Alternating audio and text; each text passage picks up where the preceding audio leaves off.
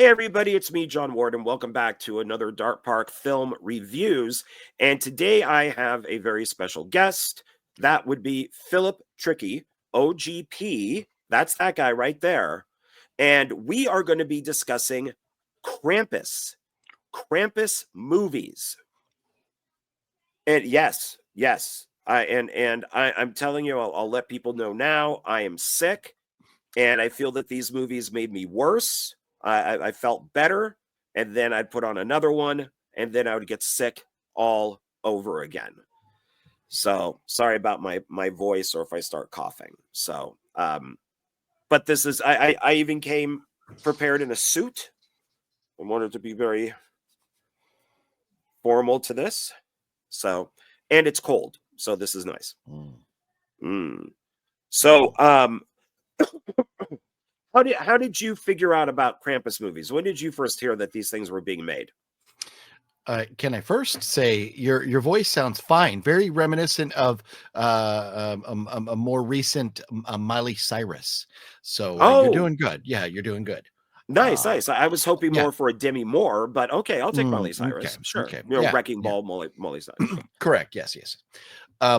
So just being a fan of horror movies in general, I've always loved Christmas horror movies, going back to Black Christmas, going back to Silent Night, Deadly Night, just different types. And I don't recall when I originally stumbled across the original Krampus movie, but I can say that until maybe the last couple years, I was not aware that there were any offshoots or other Krampus movies other than the original Krampus, which got recently the naughty cut. And so only this year have I began watching any of the others. So I am very new to the Krampus franchise, if you will. Okay. And it seems that almost Krampus these days is kind of like Amityville. You know, it's one of those titles where you can pretty much put it on anything. That's what I got from this. I watched a bunch of these, and it was horribly painful. It really took a huge effort to get through these. And yeah, it was, and especially with being sick, it just made them seem longer. Oh, yes. Yeah. There were a couple that I fell asleep during multiple times. Like fell asleep multiple times in one movie. There some of them are pretty tough. And so, you know, I love the comparison to the Amityville films, because Amityville, we know we take something that could have been, you know, associated with the house, or that could have, you know, like a possession, an entity attached to it or whatever. And we call it Amityville this or that or whatever. Well, with Krampus, you can, hey, this story where, you know, summoning Krampus, or this is going on, we're summoning Krampus.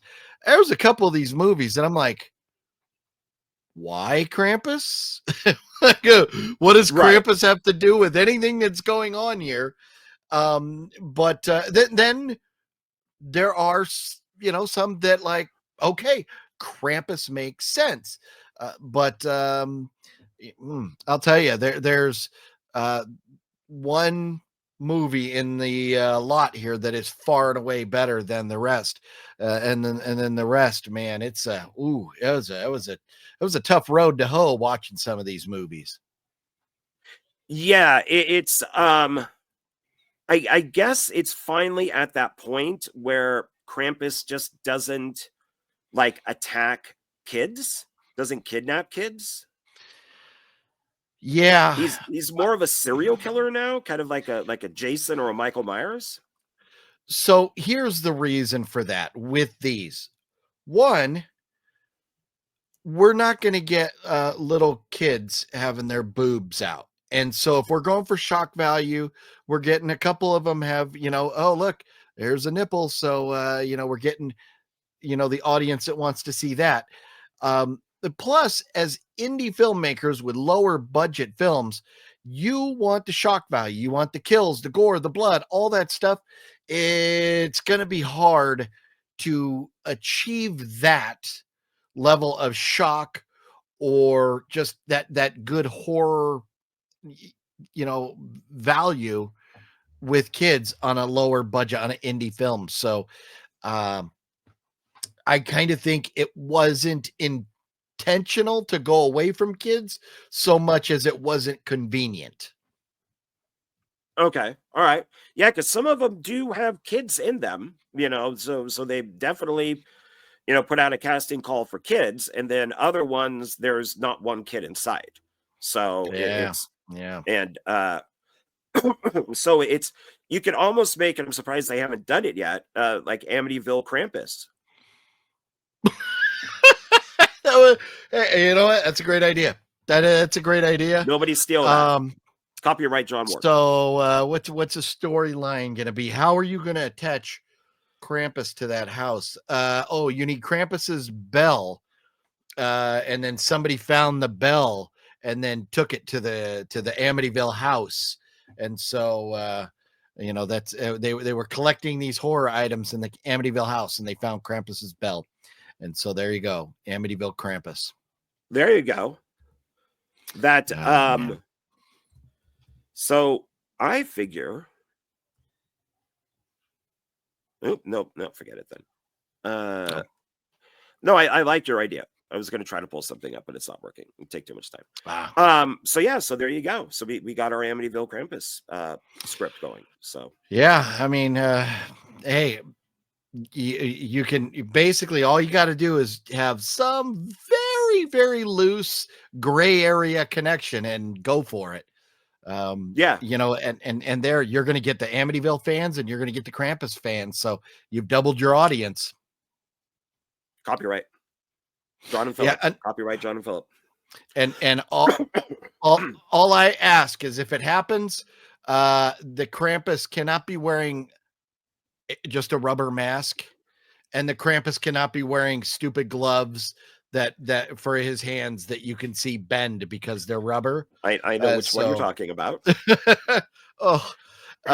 So a little makeup and effects is going to have to go into it.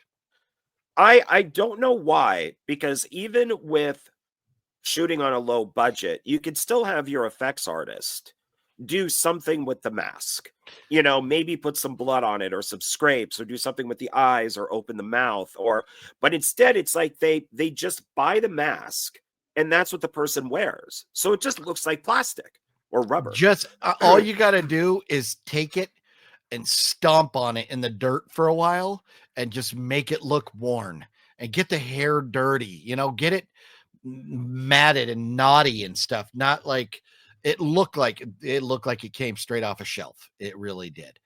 Yeah. But you could have a lot of fun playing with Krampus films. And after watching some of these, I'm like, you know what? I think it would be a lot of fun to write a Krampus script. I think I like that idea that that Krampus is the one who killed the DeFeos, but the brother got blamed, and so he went to jail, but the bell is still there. So then when the next family moves in, the Lutz family, of course, they don't know that it's there, and they get terrorized, and then they have to leave. And then the house gets shut down, and then somebody buys the bell, and then they take it home with them. And they're like, look, this is interesting. Look at this bell. And Krampus, of course, because he knows the bell, he goes straight to that house to get the bell, because that's kind of like Leprechaun with the gold. He knows where this bell is. Yeah. Copyright. Or a glowing rock, but I'd rather go with the bell. I like the bell better because that makes noise. So, but as you were mentioning, like a rubber mask and all that, our first film here does not have a rubber mask. It is pure CGI. Which Krampus, the Reckoning. Yes. Yeah, I got a copy too. Look at that. La la la la la la. And this one I find very interesting because Krampus is completely CGI. And as I had mentioned to you, it looks exactly like it does on the box. I mean, exactly. Yeah. So they are Yeah. not lying to you at all. No, and that's interesting, and because a lot of times they make the Krampus look really good. There's going to be some other Krampus movies we talk about where Krampus looks really cool, and then you get into the movie itself and like, what the fuck is this? Right. What's going on? Where was the change? But no, it is very PlayStation 2 graphics that the Krampus looks like. But if that was the only thing we were going to complain about in the movie, it's not the end of the world for me. So I didn't like it, but it could have been worse. It could have been worse. I don't want to say respect. I think that's the bad word. I don't think it's the worst idea to try something different in CGI Krampus. Yeah. Instead of, like you said, like having somebody in just like a rubber mask. It just doesn't look great. I think it looks cool, but I don't think the effect looks good. Well, you're very correct. And the effect doesn't. And what was kind of surprising to me was that if you're going to go with the CGI Krampus, why not make him huge and just this presence? He's barely bigger than the average human being in the movie. They should, if you're going to go CGI, let's go over the top and make him a big monster, intimidating presence. Which, I mean, you see a monster like Krampus that's scary and intimidating, but why not make him huge or something? Like the original Krampus movie. He was a pretty big guy. Right. And this is literally it. It's Krampus naked. He like doesn't have on a Santa suit or anything. Yeah. So, which might have been just more difficult with the CGI. And this one is written and directed by Robert Conway, and we will be discussing more of his movies. Mm-hmm. So the things that I found interesting about this, and I kind of went, oh, twice, is the unexpected graphic nudity and sex, where these people are naked and they're on top of each other, and you're getting a full shot of this. The first people to die are this little girl Zoe, her adoptive parents get killed, and the mom, you're seeing bush. It looks like they're having sex, and then later on, very surprisingly, our two leads get naked and have sex, and there is no blanket covering them. There is no bra. There's no nothing. I mean, it really looks like they're having sex. The freedom of being an independent filmmaker. That's what it is.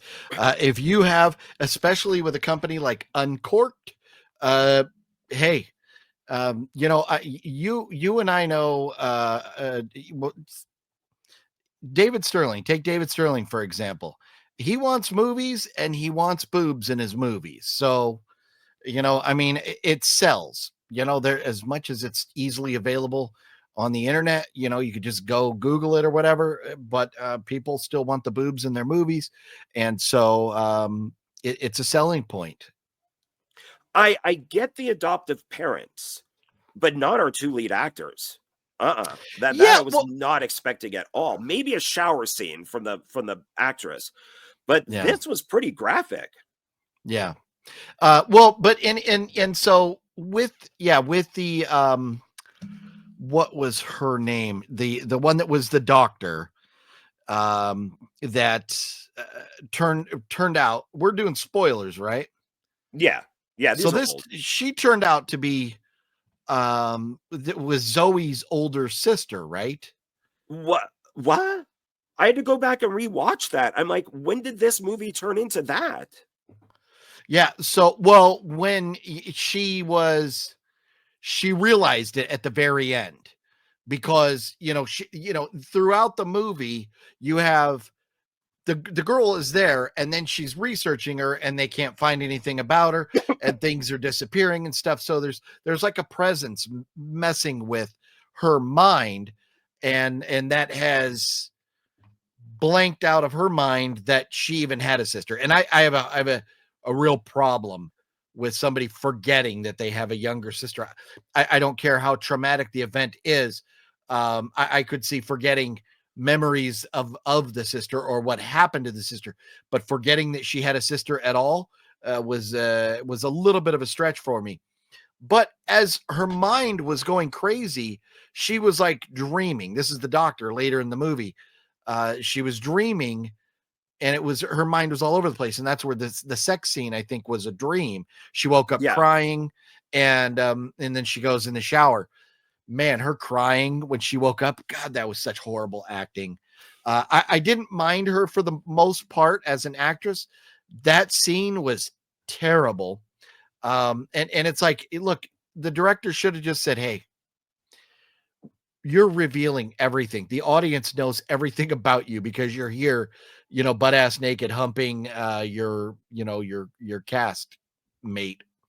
And so what do you have to lose? Let it all hang out. Cry like you've never cried before. Don't give me a fake whimper kind of stuff.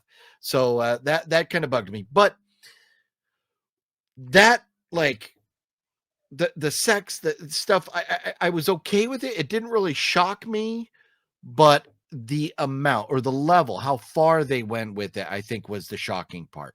To show boobs, or to have, a quick glimpse of boobs, fine. But male hairy ass crack is something I did not need at all in my life.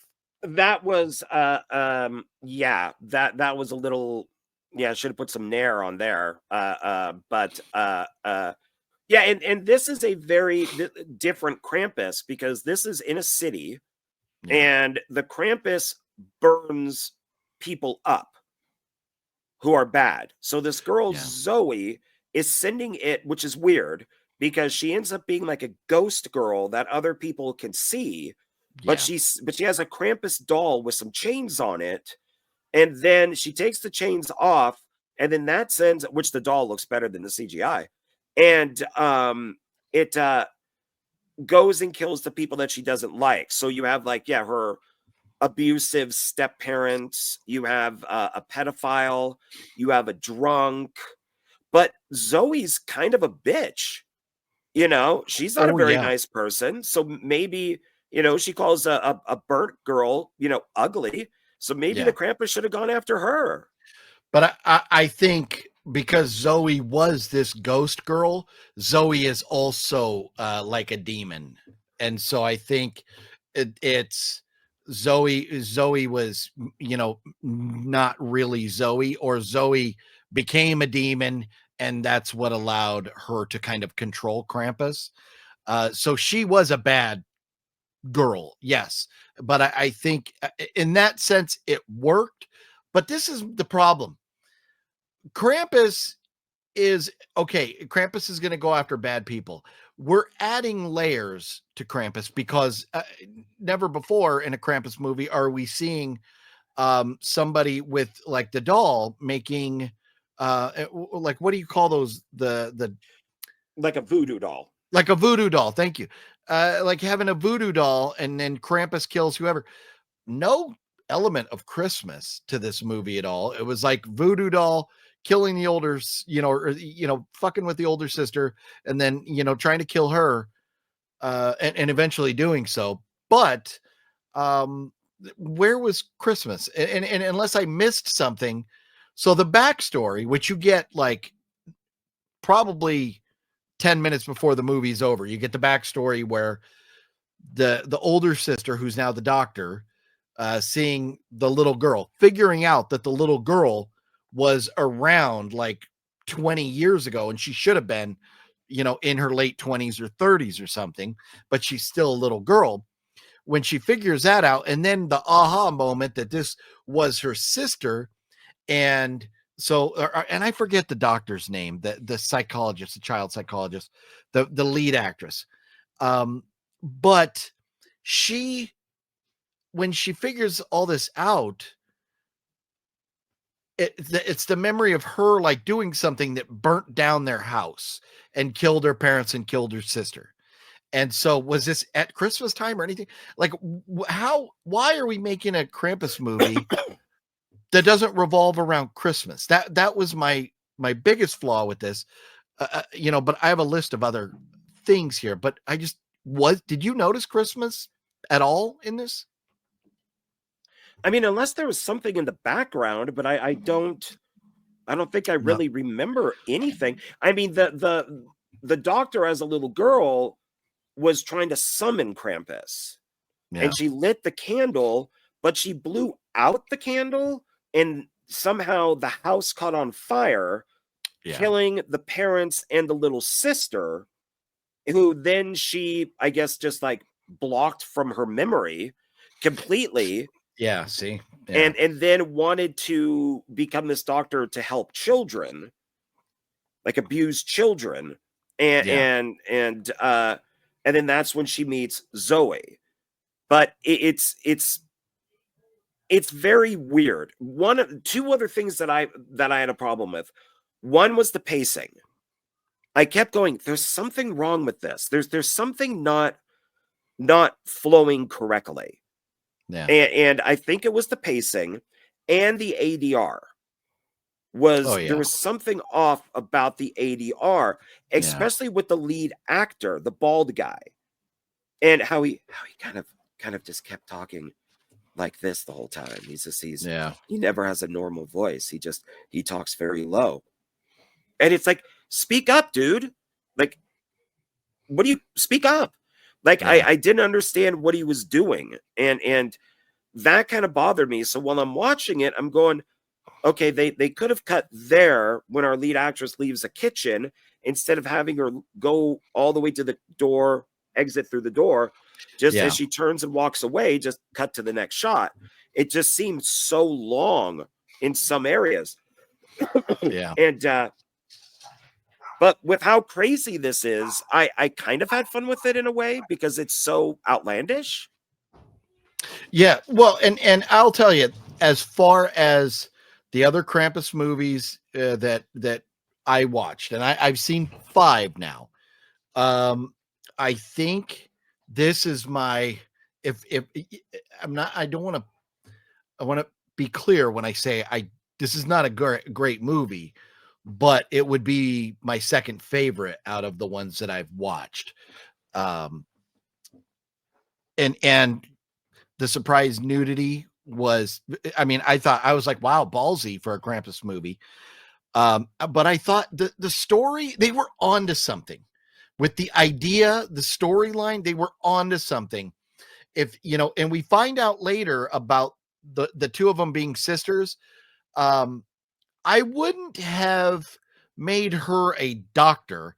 Like, if she's that smart, able to get through and become a child psychologist, you would think she would have it enough together that she would remember that she had a sister or burnt down her parents' house or something. So I would have put somebody else as the doctor and had the older sister be somewhat of a psych patient or something. But I think they were onto something with that, with the accident as the kids, and somehow or another that summoned Krampus, because like we see in the other movies, if the stone or whatever gets hot, it summons Krampus. So I think we could have done that with this, that we could have summoned Krampus because of that fire at the house. I thought they had a good idea. So the story was okay. I was, as I was watching, I was going like, I do this a little different, or I do that a little different, but I didn't hate the story. I did hate the doctor, because there was 2 bald guys in the movie. The was he a cop or whatever? The one that was that ended up hooking up with the lead. The bald guys looked very similar. Yes, but the other bald guy was a doctor and had the worst fake British accent I have ever heard in my life. He's going way over the top with certain words, and then other words, it's like in English, A is never eh. It's never eh, it's aw. I hate to say this, I think he is British. He's in the making of. He's one of the producers. And he got the role because he's like one of the producers or the co-writer or something. I think he's British. Wow. I know I could be wrong. There on the double feature, those were made over there. I get it.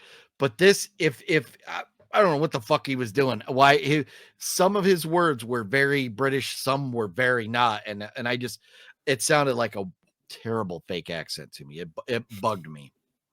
But then also, so our shrink, our lead actress, she's a child psychologist, but she can't crack this little girl. Okay, fine. Tough nut to crack. That's fine. But she, like, the way she talks to her, when they wrote this story, nobody picked up a fucking book and said, what would a child psychologist say to a child? You know, she just goes like, I need you to tell me what happened. And the girl doesn't. She goes, okay, I'll come back tomorrow. Like, no, pick at it, find ways, you know, you have to navigate through her mind to get her to reveal what's going on. And it's not just like, oh, you can't talk. Okay, we'll talk tomorrow. Like, I was like, she's clearly not a doctor, and I get it. It's a movie, but do your homework when you're writing a script. Make things make sense. Don't just be a doctor and sound like an idiot. And she did sound like an idiot. And she's a child psychologist, but she broke down too easy, and just her life went into shambles like way too easy for being a psychologist. So that kind of bugged me. The fact that she forgot she had a sister bugged me. It was bad acting, the terrible Krampus CGI. There were so many things wrong with this. But there was a story you could follow along. The pacing, you're right. It was way too long for what it was, which really impacted the pacing. Will I ever watch it again? Probably not. But you know, it wasn't the worst movie. I didn't walk away angry. That's for sure. Well, so of course we would probably never watch it, but what if they removed Krampus, called it The Reckoning, and just made it about this woman who is dealing with this little kid who all of a sudden, you know, who at the end ends up being her dead sister? Just remove Krampus entirely. See, I mean, you could do that and rebrand it very easily. Just take out that CGI and put in a different character and call it something else. Yeah, and the little girl is the one who's killing everybody. So they're at the you know, kind of like Jigsaw, right? The little girl's at the hospital. She sees that, you know, obviously that the guy's a pedophile. She's a ghost, so she knows that he's looking at porn and all that, and then she kills him. There's the alcoholic guy who, I don't know, they'd have to fit him in there somewhere, but you know, I think that would be more interesting. Now, would I watch it? I probably never even knew it existed. We only watched this because it's called Krampus: The Reckoning. Correct. And that's, I had no idea it existed until, well, you know what? It's funny because when we started talking about doing this video, or you had told me that you were going to do a Krampus kind of breakdown video. And so I said, well, if you want me to be part of it, I will. And so after that, I started looking at what Krampus movies I own, and I owned it, but didn't even realize it. So it was just one that I picked up maybe at the Dollar Tree or somewhere for really cheap, and just threw on my shelf and forgot about. So yeah, I had no idea really that it existed, even though I owned it. So you know, it's just, we went down the wormhole, the Krampus wormhole, and found some things that maybe shouldn't exist. Yeah, this was tough. This really was tough. It really hurt. Just mentally, psychologically, physically, it hurt. So So Robert Conway, he has made 3 of these. So he does have a trilogy, but they're not related, which I think is unfortunate. I think that he should have put into each film at least one connection, something that connected it to the previous movie. Because who did? Maybe he couldn't. Oh, like the well, this is companies? this is Uncorked, but then the other 2 are from E1. So I don't know. Maybe he Hmm. couldn't. Yeah. But I mean, maybe he could do something subtle. But Yeah. but this is so Krampus Unleashed is his second one that he made. Mhm. And this one takes place at Christmas in the desert. And Krampus does look this way. Got to give him that. And it's pretty bloody too. Yeah. So here's my problem with the artwork there. Is one, there's no Santa in the entire movie, and two, there's no snow globes. So the Santa with the snow globe is erroneous. But Krampus does kind of look like that, yes. But Yeah, there he is right there. yeah.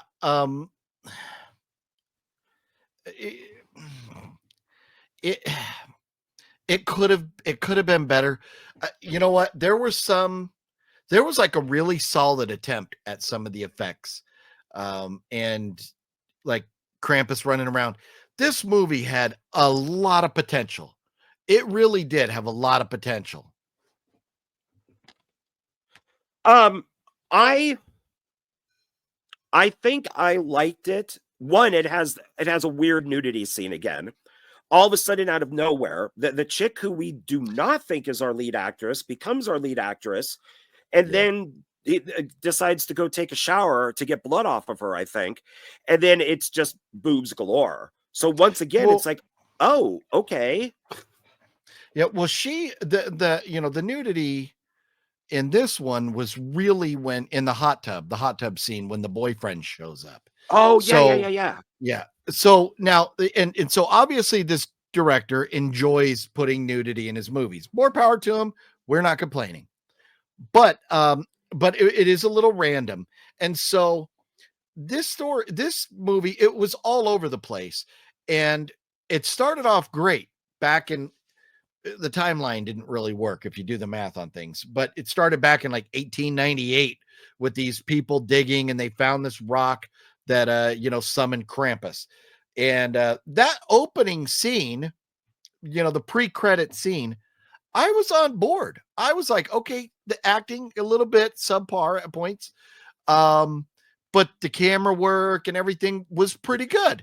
The story of they explained to us how and why Krampus is in the desert. So at first I'm like, how is that? But okay, it works. I buy it. We get that scene with the pioneers or whatever you want to call them back in the day, the old Western cowboys. Then they kind of, get slaughtered. Then we get the opening credit, and then we get this family on the road. Well, but now before you continue, I'm okay. Bill Connor. I'm not like friends, but I'm Facebook friends with him, and I've had a couple conversations. So he's the really tall guy, and he has the bald head with the beard. So he's one of like the Western guys. In the Western. Okay, very cool. Yeah. So I actually know two people in two of these films. So one will be later, but yeah. So I'm, like I said, I'm not friends with him, but I'm Facebook friends, and I've talked to him a couple times. Yeah, that's cool. That's pretty cool. Yeah. But so after the credits, we get the family driving down the road. And then everything goes to shit. Our cinematography goes to shit. Our lighting goes to shit. Our acting goes to shit. Our story goes to shit. Our dialogue goes to shit. Everything goes off the rails. So the family, happy-go-lucky family on the way to see relatives. I kind of like the idea that the kids don't want to go. The mom is like, no, we're going to have fun, all this, but there's that, we know we got a dirtbag family. But we're gonna go see him for the holidays because that's what we do. The idea that the cousin was a creep and kind of was like taking pictures or trying to take peep on his cousin and stuff, I thought that was kind of funny. So it added depth to the character. So we hated that cousin right off the bat, which very, very, it was very like Vacation. Yeah, they were the Chevy Chase family. Yes, and they end up at Eddie's house.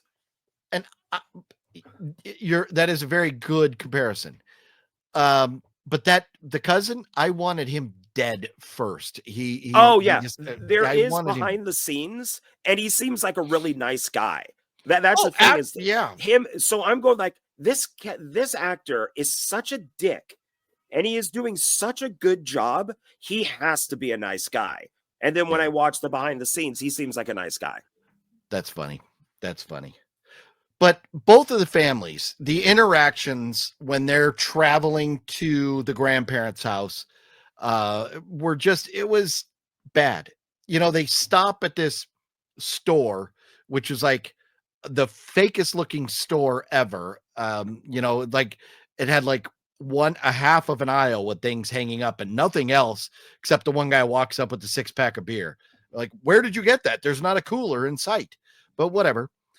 The second, the family, the dad and the mom and the dirtbag cousin pull up because they need gas, and oh, they don't take credit. Okay, he goes back out and like yanks the purse out of the mom's hand. This guy's a dick too, so you understand why his son is a dick, because he's acting like his dad. Right.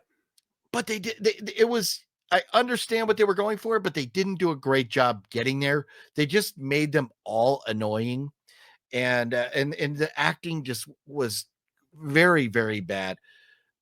And then they get there and it's like the awkward scene of say hello to your cousin, say hello to your uncle, say hello to your grandmother, say hello to your cousin. Like, what was that? That went on too long and was very cringy. And I was like, this is, we've lost it here. We've completely gone off the rails with telling a story. We don't need all this. We don't have to have it's like Spies Like Us, doctor, doctor, doctor, doctor, doctor, doctor, doctor, doctor. We don't need to greet every single person on camera, you know, and that's why Spies Like Us is mocking that with that doctor, doctor, doctor, doctor scene.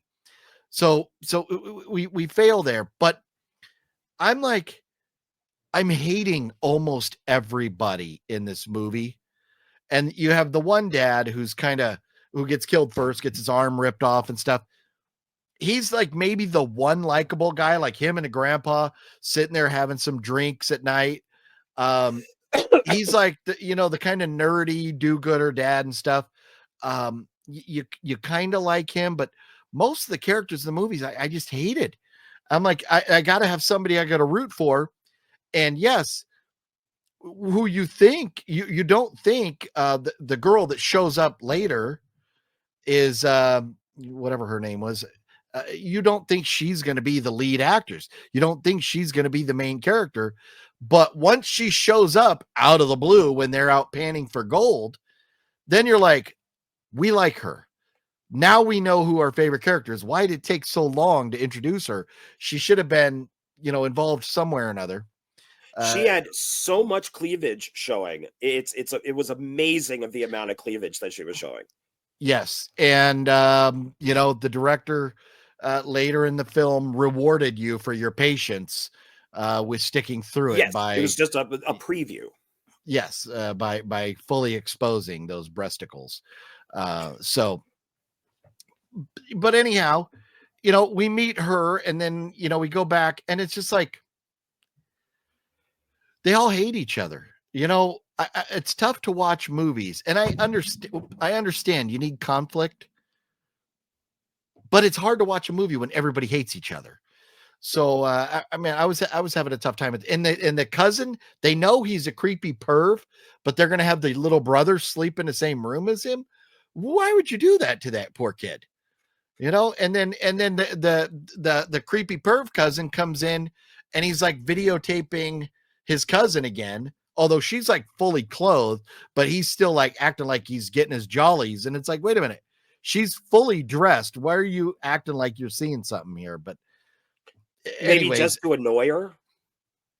No, well, I think what I took away from it was that he was kind of, maybe taking that footage for the spank bank later or something.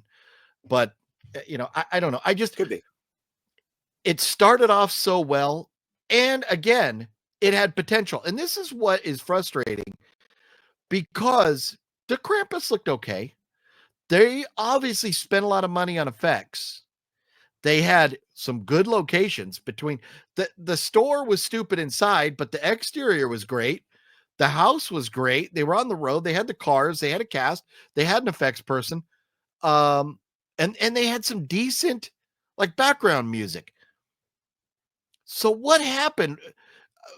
Whoever shot it, and I think kind of like with The Reckoning, they didn't know how to shoot effects.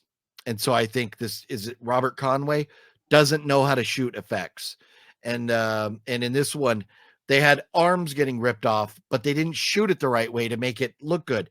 A guy, his the bottom half of his body, just as like from his stomach up, was laying there on the ground dead. Pretty cool, but the way it was shot, and everything, it didn't work.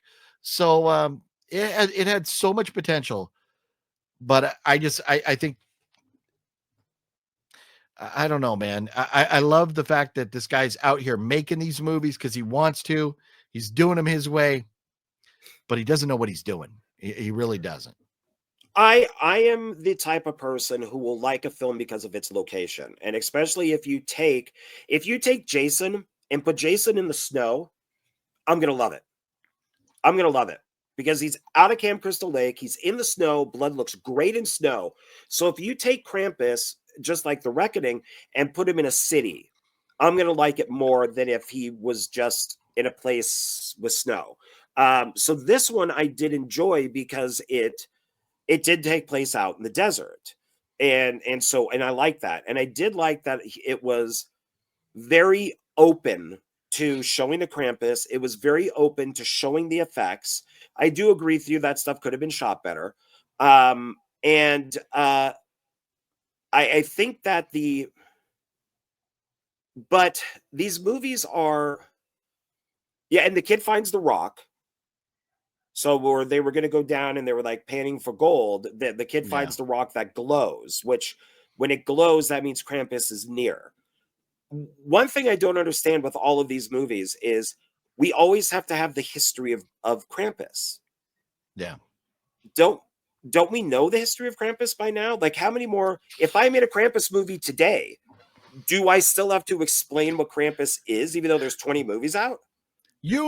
Sir, you have an interesting point there. And it's like, you ever watch a Batman movie? You ever watch a Superman movie? They got to do every damn movie as an origin story. So I'm with you on that aspect that, we don't need that. We can just, say this is, Krampus, whether you're going the Rock or whether you're going the Bell, we're summoning Krampus. He's coming.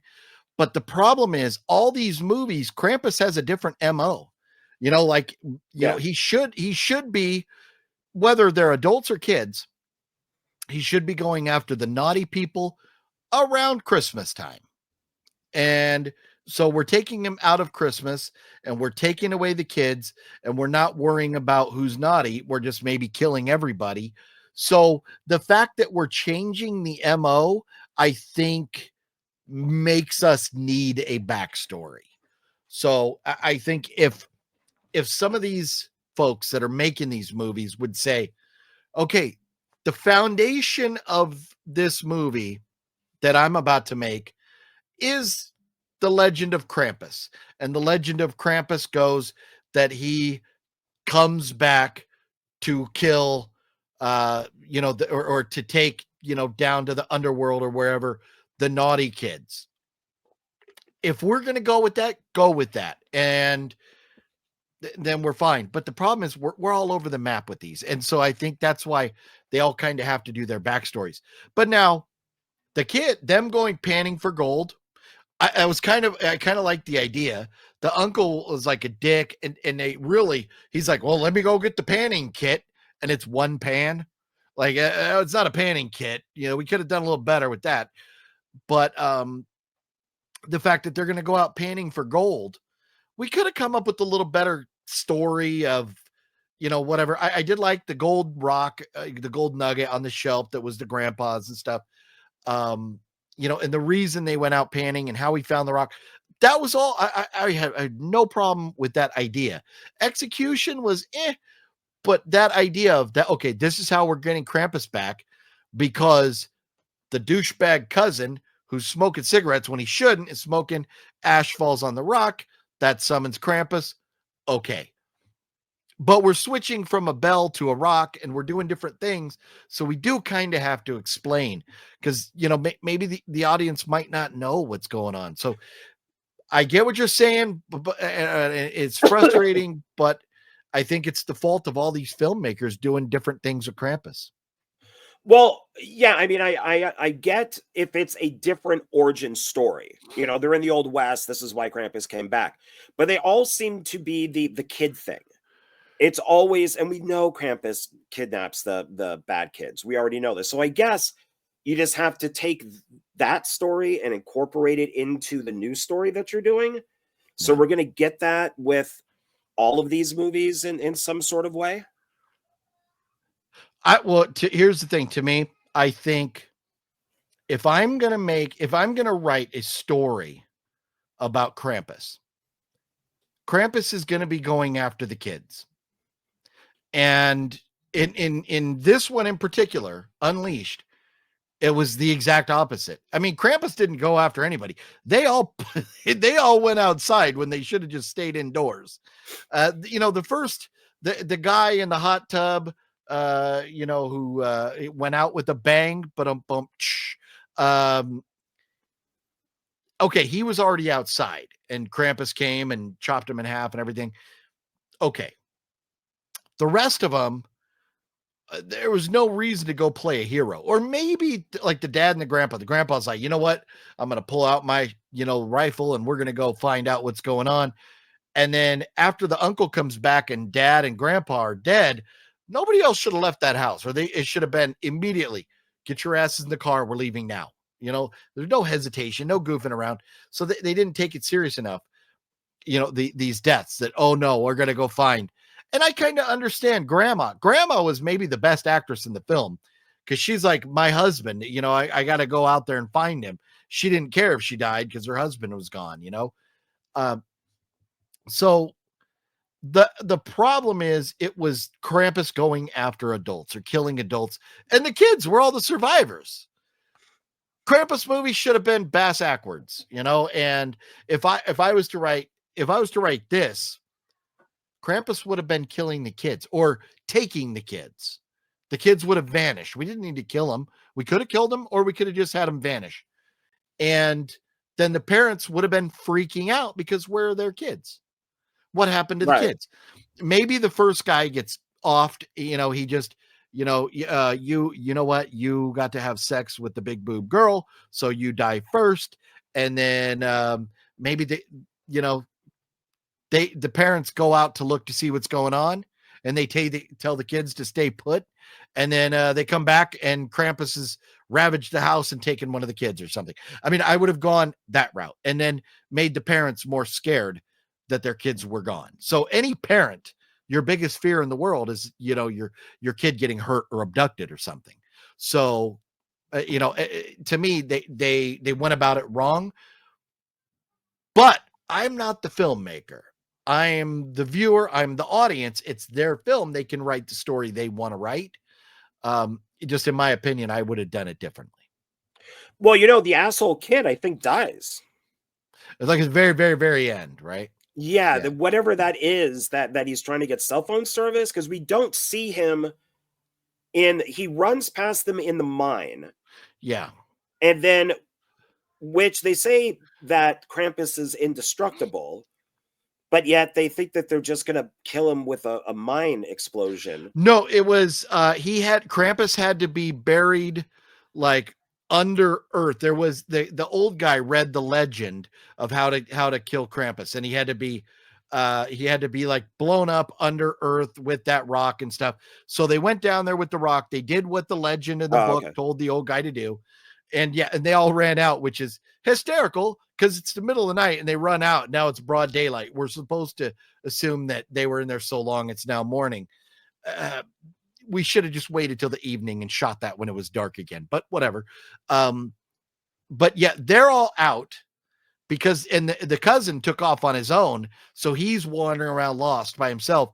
Well, eventually he's like about to show up and gets killed there, you know, at the very end. But I guess and that was maybe that kind of satisfaction moment, like the new Texas Chainsaw movie on Netflix, where it was like the sisters, where I'm like, I want these bitches dead. And then at the end, I'm like, are you kidding me? And then finally the one sister gets killed. So, you know, maybe that was kind of that thing where it was like that. The director knew we were all going to want this kid dead. And then, you know, he finally just kills him at the end to give us that satisfaction there. But, this had so much potential. It really did. But I think I feel like these are shot like one take style, where it's like, okay, the director's going, okay, here's your lines, deliver your lines. They say the lines, and he goes, okay, cut, move on to the next shot, move on to the next shot. And there's no concern with, was the emotion proper? You know, were continuity? Were we laying the same direction? Were we facing the same direction?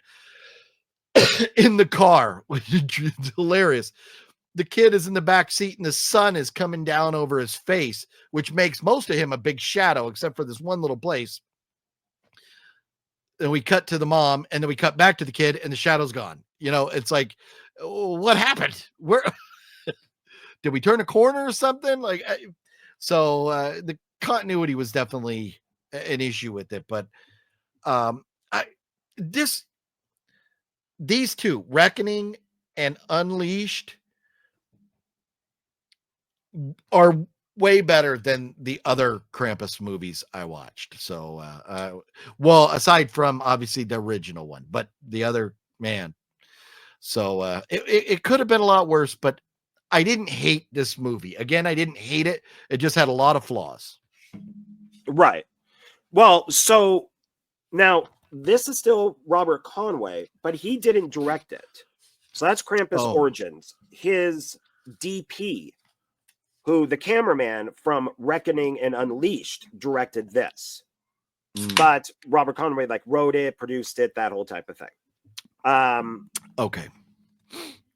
And this is also one of the films that I know somebody, Maria Olsen, who was going to be in Ghoul before COVID hit. And then that all went to crap.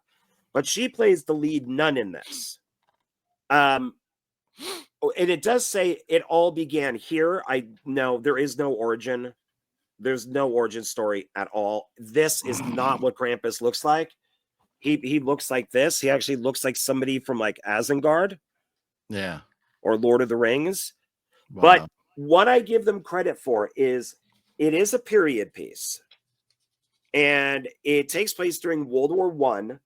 They got the costumes right. They got the cars right. They got the buildings right. They spoke in a particular way, which I liked. And I thought, minus the story, everything in this is the best of the three. Okay. Interesting. So, well, maybe I'll have to watch that. That one, is that, who directed that one? It's the DP. It's so he Joseph Mumba. Okay, so and is he the same guy that also directed Unleashed? No, he's the DP on the last two. Okay, Robert Conway directed Reckoning and Unleashed. The DP from those two films directed this one. Oh, okay. So okay, I was confused because I was still talking about Unleashed. So yeah, Robert Conway did do Unleashed. Yeah. Okay. I got you. But so just quickly going, because I have not seen that one yet, and I'm not worried about spoilers. You know, it is what it is. These movies are not great. But I just when it comes to Unleashed, I just wanted to quickly give my final thoughts on that. At the beginning, the text, the font on there that you're supposed to read, the backstory, there's a lot of it. And it goes by way too fast. I was having to pause so I could read what they were saying. that kind of drove me nuts. But then the opening scene was fine. The acting was terrible. And then, so when they were at the gas station, the two guys that were like in the trailers that were hunting the Sasquatch, Oh yeah. so I kind of like those characters, although indie films never make them like they're supposed to be these hillbilly, dirty, scruffy kind of guys, but they live in a pretty clean trailer, and they kind of try to make them look like hillbillies, but they're not dirty enough. I wish they would have dirtied them up a little more. But the one guy, the taller guy, the bald one, man, every other word, man, that he said was man. Man, if you listen to him talk, man, I'm telling you, man, it's man, man, man. All he says is man, man, man. And I was like, if you did a drinking, I counted him say man, the word man, at least 30 times in like a 3-minute kind of dialogue thing. That I was driving me nuts. It was like they did, like Robert Conway told him, like, okay, dude, you're a hillbilly, man. So talk like this, man, kind of like this, man. And he went, oh, so I should say man after every word. That drove me nuts. And I was like, we need to make a drinking game out of this. We'll die of alcohol poisoning like quickly. But I did think that the cast was horrible. The effects were horrible. The whole execution of the film was pretty horrible. Not a horrible story, but yes, and I do remember in my notes here the way the cousin died, and at the end I went like I was like, oh, fuck off. I don't even know what attacked him. The baby Krampus. Where did the baby Krampus come from? We have no explanation. That was a baby. It was like because Krampus was killed under the thing, and then like this baby Krampus came out and got him. So where did the baby Krampus, where did this monster, this demon, let's just say he wasn't even a Krampus. It was just some other demon or monster. Where did he come from? We got no explanation at all where this thing came. I mean, like, if Krampus would have like caught one of the women and like groped them or boned her or whatever, and then there was a baby Krampus, okay, fine. But where did this baby Krampus come from? So yeah, it was so bad. Remember at the very end, he's going like, he's holding this baby Krampus on him as he's like being eaten alive. And then they went way too long. It's like, we're using all of that. Oh yeah. Yeah. So, a lot of potential, between Reckoning and Unleashed, a lot of potential. But it was like, we needed, we needed a better director. We just needed a better director. So I will shut up and let you talk about that one, because I have not seen that yet. Well, I will say it took 60 minutes to get the POV of Krampus killing 2 people. It took 70 minutes for this Krampus to show up. Wow. And the film itself is 86 minutes. So you're saying it's like Prey,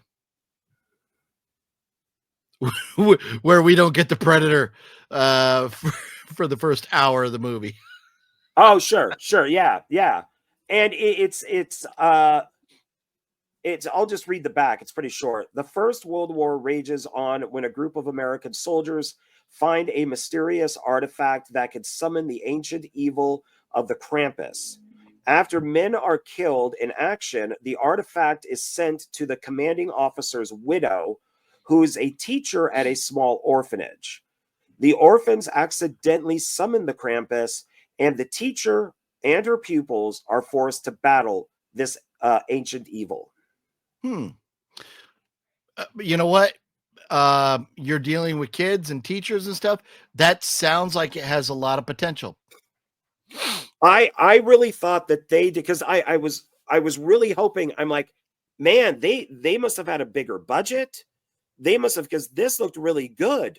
And find out in the making of that it's like a historical area. Okay. So there's all of these kind of historical buildings that they could film around. And they were able to film inside one of the buildings. And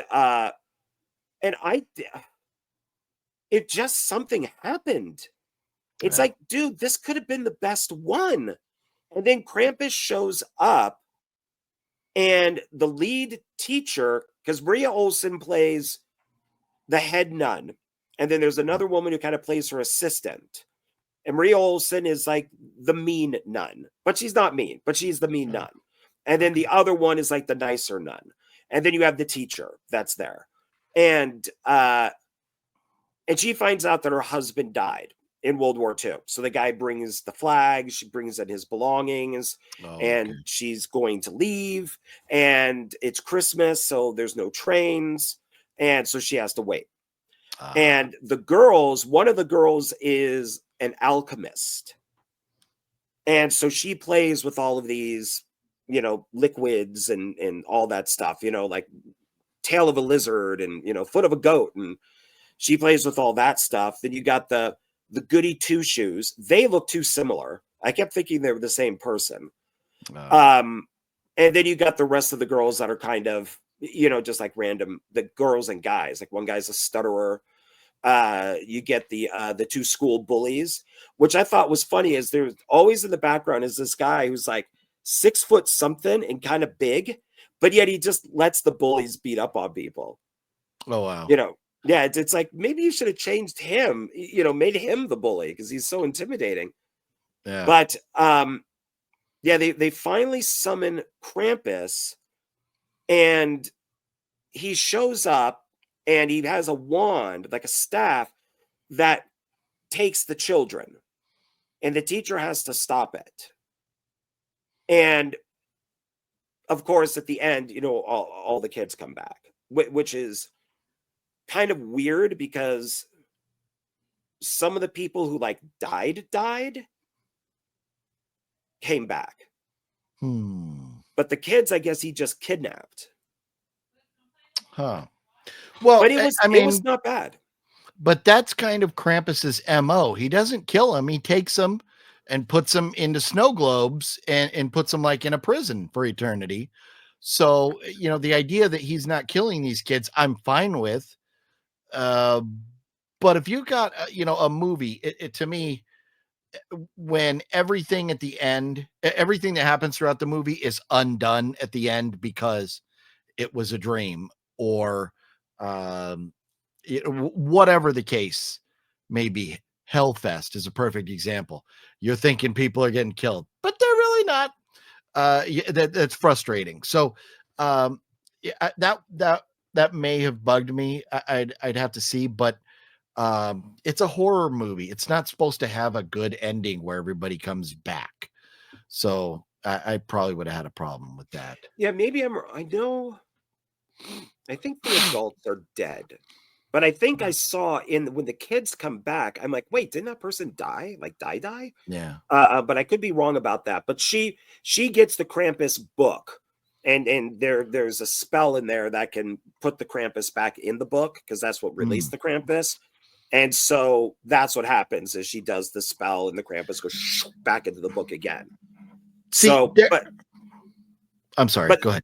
No, but this is one where they mentioned in the making of is they had 14 days to shoot and they had to do 19 pages a day. That math doesn't work. That's, I mean, because you're talking 100, you're talking a 300-page script. There's no way that movie was 300 pages. So maybe it was 9 pages a day. I remember it was a large amount of pages that they had to do per day and the amount of time that they had. Yeah, well, I can tell you from being on set at Asylum has been known to do 40 pages in a day. So I have no sympathy for 14-day shoot. Hey, I'll shoot you a feature. It might have been days. less. I'm, not feeling well. Yeah. I might be getting the numbers wrong. Maybe it was 9 days and they were shooting, 19 pages. I'm not sure, but they had a very limited amount of time to use the historical places. So, okay, I see. Yeah. Well, see, and there's ways around that.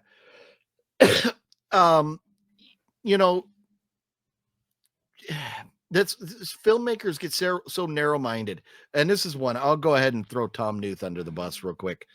I told Tom, let's film all the exterior stuff at the Clown Motel, and let's get back to LA, and let's set up a couple rooms somewhere to look like the interior of the motel rooms, and we'll shoot all the interior stuff back in LA.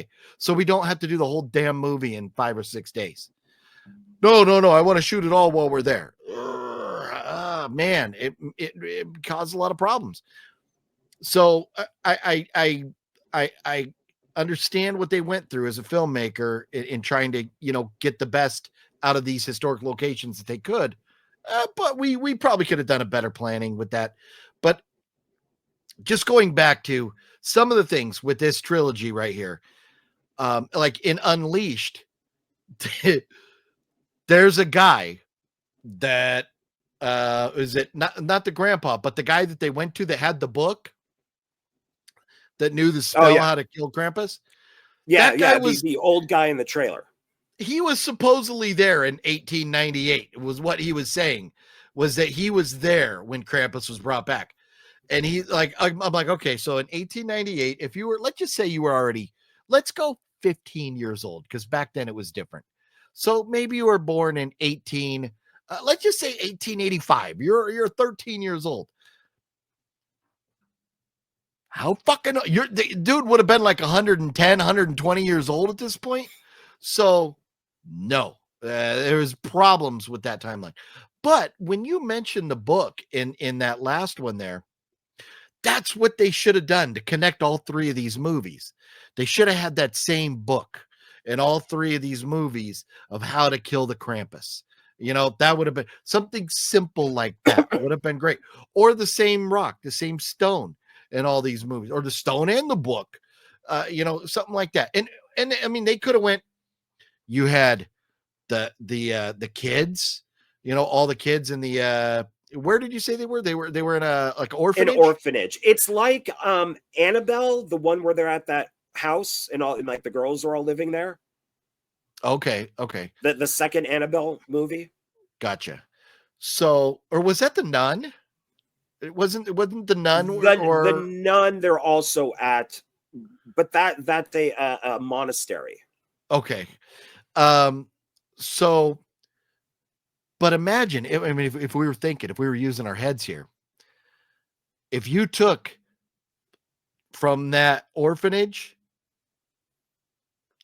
one girl made it out alive, and she turned out in the other movie to be the child psychologist, and one of the other girls that got killed turned out to be her little sister that came back. I mean, you could have connected these movies so easily, and it's not the end of the world that they didn't, but like, as a filmmaker, I'm going like, shit, man, you blew an opportunity to do something really cool. Yeah. Because you could, like you mentioned, even the book. I mean, if you notice, like Sam Raimi with the Book of the Dead, it looks different in each film, and that's because of copyrights. So he has to change it a little bit, but it's still the book. So he could have done that. So if Robert Conrad had a problem with like Uncorked won't let him use, something from the first film, then just alter it. Yeah. But have it be the same thing. Yep. Yeah. So, okay. All right. This one I'm pretty sure that you did not see, and that is Krampus the Christmas Devil. No. Okay, so that's the one that Krampus 2 is the sequel to? Yes. Okay, I have not seen that, no. So this is directed by Jason Hall. Okay. Who I used to be friends with on Facebook. I can't find him anymore. This is...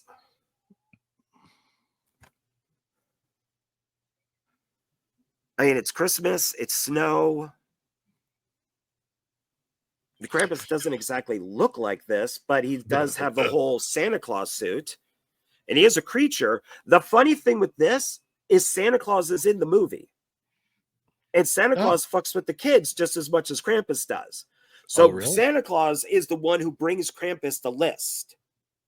And he's just as sadistic as Krampus. So Krampus has all these little kids in these cages, like you would almost keep like chickens in. And then Santa would come by and kick the cage. He'd be like, shut up. And he'd kick the cage with like the little kid in it. Wow. It's not great, but it's funny. Yeah, it sounds, it has Bill Oberst in it. It sounds, and that I would entertain that. Like, you're telling me Krampus is there and he's being mean to these little kids too, or Santa's there. That's interesting. But this, so yeah, Krampus, the Christmas Devil. So it's 82 minutes. So that's not too long. And it says a local policeman with a traumatic past investigates child abductions, believing the culprit to be Krampus, a creature of folklore who punishes wicked children. He races to uncover the truth and stop further disappearances. See, that is a plot. That's a story of Krampus. Bad kids going away because of Krampus. Well, and this is that's the cop as an adult. There, that's a picture of his back, but and he as a kid, it's shot. The director was also the DP. It's shot very weird. It's edited very weird. There are a lot of effects, like camera effects, that are very weird. A lot of the shots are out of focus. Yeah. So it's weird. There would be a scene where somebody's knee is in focus, but they're like, "Oh yes, this book here that I just got, completely out of focus, but his knee is in focus."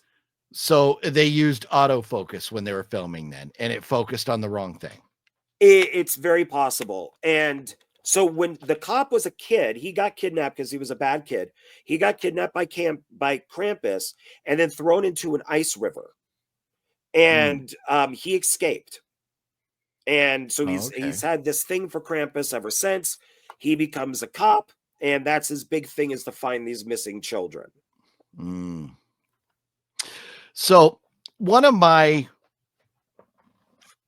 red flags when it comes to watching movies is when the executive producer, the producer, the cinematographer, the editor, the writer, the director are all the same person. That movie's going to fucking suck, because there's nobody that has told him, dude, this isn't right. You got to fix this. You know, he's doing it all himself, making his story. More power to him. That's fine. But a lot of times the things that sound good in our heads, when they come out, they don't work, or they need a little tweaking or fine tuning. You need people to give you feedback on a script. You need people to give you need as a director, a producer that's going to go like, nope, you can't do that, or you got to do this. You need those people. If you're doing it all, you're going full Dusty Ferg, you're doomed. You're doomed. You need multiple sets of eyes on this project. And it's, and you need to check your footage. Well, yeah. If you're shooting on digital, like Meat Massacre 4, we had a guy who told us that he knew how to shoot. We trusted him, and we shot for a day, and he was B camera, and we looked at his footage, and it was all blurry. We had to completely reshoot it, and he blamed it on the camera. And no, dude, you did not focus. I don't know what you were looking at, but you did not focus. And the good thing is we looked at that footage. Otherwise, that would have been a completely useless scene. Well, and that's where, so like, if you're doing, like, if they're saying they're doing 19 pages a day, they were probably doing 15, 16, 17-hour days, going home or going wherever, sleeping and going right back to it. There was probably no time to review it. And as far as, so he was the editor. So, God, and what do you call that? When you're on set of a big movie production, there's the guy, you have the cinematographer, you have the camera, you have, all the people that work around the camera. And then when they take the footage out, when they take that card out, they give it to a guy. And that guy sits there and reviews that footage on set to make sure it's in focus. He catalogs it, puts it all on file. I call him like a data wrangler, but he's not. He's like a that's what I would call, like a tape wrangler or a card wrangler. Yeah. but there's a name for him. Like it's a EDDID, something like that. But anyways, they obviously didn't have that because the director was the cinematographer and the editor. So he was just going like, I'm seeing it. It's good. Move on. And he wasn't looking at his own footage. So that's a problem. And then when you're all done, the shoot's done. And especially if you can't go back to these buildings, you got what you got. Now it sounds like you're confusing Origins. Oh shit. Yeah. We're on the Christmas. next one already. Yeah. Okay. So, well, I am confusing him that because I was thinking the last one now. Yeah. But anyways, this guy, he was shooting it, he was directing it, he was editing it. So he wasn't going back and looking at his footage. It's clearly that he wasn't. Yeah, and one of the things that was really annoying is everybody repeats themselves. So I'd be like, one of the bald guy, the cop, would be like, I think I know where to find him. And then the guy next to him would go, you think you know where to find him? And the guy would go, yeah, I think I know where to find him. And then the other guy would be like, you got his location? This has been asked 4 times. Yeah, that's just a bad writer. So what happened was this guy got either whatever type of money he got to do this. He got his budget and he went out and he made his movie. And man, I don't see a budget on here, but yeah, it's a shame when one person tries to do it all because you can't or it takes forever, but if you're going to go make a movie and you're going to write it and you're going to direct it and not have anybody else's input, your odds are it's going to be pretty bad. But I wish there was a budget, or I wish I knew how he got the money to shoot this. Well, I mean, the film made enough money to make Krampus 2. Wow. The Devil Returns. Same director. Same lead actor. Same actor as Santa Claus. So Santa Claus is back. And a different guy plays Krampus. But it's like a full costume, so you would never know. And it's kind of a little bit Aliens in a way, because the guy is now like a recluse and they want to bring him back in, and because the kidnappings have started up again, but this time they're different. Okay. And he's got this giant beard, which then once he becomes really serious about it, he shaves the beard. And so then he looks more like the character from the first film. But I don't think these are horrible. So you read the description of the other one. So 5 years after the murder of his wife, because yeah, she does die, and disappearance of his daughter. Oh yeah, his daughter disappears, which is never found in this movie because I guess they just didn't want to deal with the kid. Former officer Jeremy Duffin is brought back to help in the hunt for the Yuletide monster that punishes children that have been naughty. As the monster becomes more erratic and unpredictable, Jeremy learns the truth about the disappearance of his daughter and the fate that has been bestowed upon him by an unlikely source. Can Jeremy finally end the nightmare Christmas monster that has terrorized this town for years? Yeah.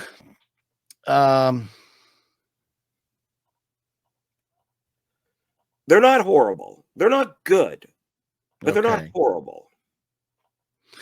Are you gonna rank these, or are we gonna save that till later? Like, I'm just curious, would you say that they are better than like The Reckoning and Unleashed? Or is that you want to save a ranking till later? No, because you kind of did it. I would say I think these are better. That's Reckoning, Unleashed, and Origins. Okay. Yeah, so far are better than these. Okay. And so now I have a question, because I'm looking at, like, on IMDb, some of the pictures from the film, like the screen grabs, and it's got Sean C. Phillips top billed, Oh my God. but I don't Yeah. see him in this at all. Oh, they shot actually something at Rockefeller Center in New York City. But I don't see one picture of him in this at all. Did he play a major role, or what was his deal? No, it was obviously recorded in his DVD dojo. Oh, another like phone in kind of thing. Yeah. Okay. Just so they could use his name to help. I get it. Yeah. David Sterling would do the same thing. He's like, he told me, he's like, put Sean in Clown Motel so we can advertise that he's in there and sell more copies because his fans. So, okay. Yeah, I was just wondering why in all the pictures I never saw him at all in there. So I'm surprised that there isn't, just to promote the film. yeah. That's I just was kind of looking to see, because I was like, well, I've seen a lot of stuff that Sean's done. Maybe not watched all the movies, but at least know of things or seen pictures and stuff or seen clips. And so I was kind of looking for him, but I didn't see him there. So interesting, very interesting. So now we have these movies that we just talked about. Yeah. All of these, if I had a gun to my head, I could rewatch them. I would rather take the bullet. Yeah, I'll tell you, man. And here's the thing. When I was finished with Krampus, The Return, I said to myself, I hate the fact that I can't throw this fucking thing away because they're Krampus movies, and I'm going to keep it on my shelf with the other Krampus movies. So otherwise, this dog shit would go right in the trash. Yeah, they're both made by ITN. So they are produced by ITN, released by ITN. The guy who directed Granny Krampus is Jack E. Bell.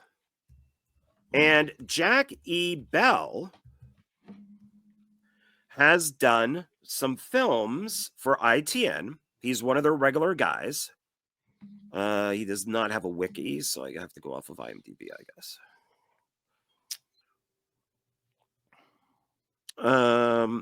Okay. So he has done stuff like previous 6. Okay. So movies like Island of Dolls, Honey Trap, Dinosaur Hotel 2, Return of the Salem Witch, Curse of the Humpty Dumpty 2. But okay, so look at those movies and look at their ratings and notice the similarities. The highest rated one was Return of the Salem Witch at a 5.1. But that is the odd man out, because everything else is 2.5 or lower. They're all rated very horribly. So I wouldn't have too high of expectations based on the director, but for the simple fact that he has this much of a resume, you would think he'd be able to put together something somewhat entertaining. Yeah, because he also was the assistant director on Amityville Scarecrow 2, assistant director on Jack and Jill, The Hills of Hell. And he did a film called Rise of the Beast that he was the assistant director on. So he's like a normal ITN guy. And because like I've said, I've been sick. This I vaguely remembered, Granny Krampus. Yeah. I could not remember one thing from Krampus Returned. So I had to scan through both of them before we did this video. Yeah. I stopped on the kills, but it's Granny Krampus is basically just The Visit. M. Night Shyamalan's The Visit. I don't think I've seen that. That's the one where the two kids, the mother sends the two kids off to visit their grandparents because they haven't seen them in a long time. And it ends up that the grandparents killed the actual grandparents and hid them in the basement, and they're insane. They escaped from a mental institution. Oh, okay. But the thing that's stupid about that is the mom, nobody has pictures of the people. Like the kids have never seen a picture of their grandparents. Yeah. Yeah. And they're like 10, 13, something like that, maybe 14, and they've never seen a picture. So this with like the two sisters, the fight between them and having the one sister come and live with Granny, and it's just boring. Yeah. No, and I have a good amount of notes on this. Go you know, it. it starts off with the parents, which we don't realize they're the parents at the time at the very beginning, but it's the parents getting killed. And so the mom is in there sleeping, and the dad comes in the room going like, oh, and he's got like the string of hot dogs or whatever, you know, bloodied up, like falling, his guts are falling out. And then he goes and dies, and she's on the ground with them. And, you know, and then she goes and gets killed. It started off so poorly. It was so bad. The guts, you know, it's like, at least don't have all of his guts in his hand. Have a little bit or something. It was just, the effect was so terrible. But then, so the mom, she's walking around, and there's one shot where you can tell it's probably the AD or somebody, and they're standing there, and they're like, their hand and their clipboard is clearly in the shot. I didn't see that. I was like, oh shit. But then the kills and the death scenes in this are so ridiculous. She's like looking out a window, and then all of a sudden she's on the ground getting stabbed. Like how we didn't see her fall. We didn't see anything. It's just like standing now on the ground being stabbed. Like what the fuck? Clearly they did not know how to shoot any type of horror effects. This is amazing. It was so bad that there was some laughs. The sisters, they're supposed to be driving to the grandparents' house, right? They're in the car. Remember that scene? They're in the car, and the one sister's like hungover, and she's apologizing. The other sister's like, you should apologize like you did last night, and you apologized before, and you apologize here, and you're always saying sorry. If you look at the windows, they're clearly sitting in the back seat of the car, but they're supposed to be driving. The whole time I'm going like, oh, maybe they're in an Uber. Maybe, you know, somebody's driving them or something, because the windows are curved, and the back, like the back seat of a car, the windows are curved. They don't come down square.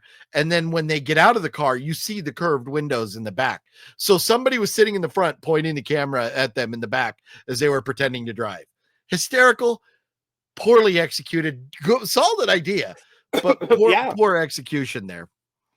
And then in this movie, because of their heavy British accents, I had a hard time. And for all of the British viewers, I apologize, but I never knew that the word no had 7 syllables and every single fucking vowel and a R. No. The way she said no was no, and it just drove me fucking nuts. But I'm like, it's not a fake accent. It's a real accent. But I'm like, I don't know if I want to visit this country now because of the way they say "nor." And then we're introduced to Granny Krampus, and she's walking around. Granny Krampus is walking around, and she has her feet, and she goes, and then she has a cane. Well, I'm like, what are we doing? Tap dancing Granny Krampus? What the fuck is this? And then we didn't do it throughout the rest of the movie. We just got it when we were introduced to her. What happened to it? Yeah, I didn't get that. Like, did she have like a bad leg? Did she have, right? Give her a brace or something because there was no reason for her to do that, because the cane would have just made enough noise by itself. Yeah. And here's the thing. She's a fucking demon. Do demons really have like back problems or knee problems or whatever? I don't know. It was dumb, but the continuity was an issue because it didn't continue.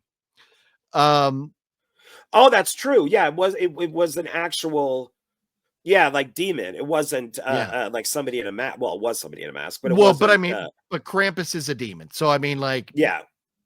But there's still no reason for the all the time with the shoes. But then we get the bad, cheesy Granny Krampus hand. The girl's hiding behind the corner, and the hand comes around. And then, she takes off, whatever, a minute later, here comes the hand around the corner. Like, this is so stupid. Krampus should be able to know where you are and just come get you. But no, we're building suspense. Isn't that the whole thing? I mean, I know this is like Santa stuff, but I mean, it's a naughty list. Okay, where it began. Naughty or nice, he's coming for you. He knows when you've been naughty. Yeah. So wouldn't he know where you are if he knows? Bingo. Thank you. Yeah. And then we have the Christmas lights around the neck to kill the girl. I like the idea. We saw Christmas lights wrapped around a girl's neck in 2 movies now. I like the idea. This and Krampus: The Return are the same movie. Yeah.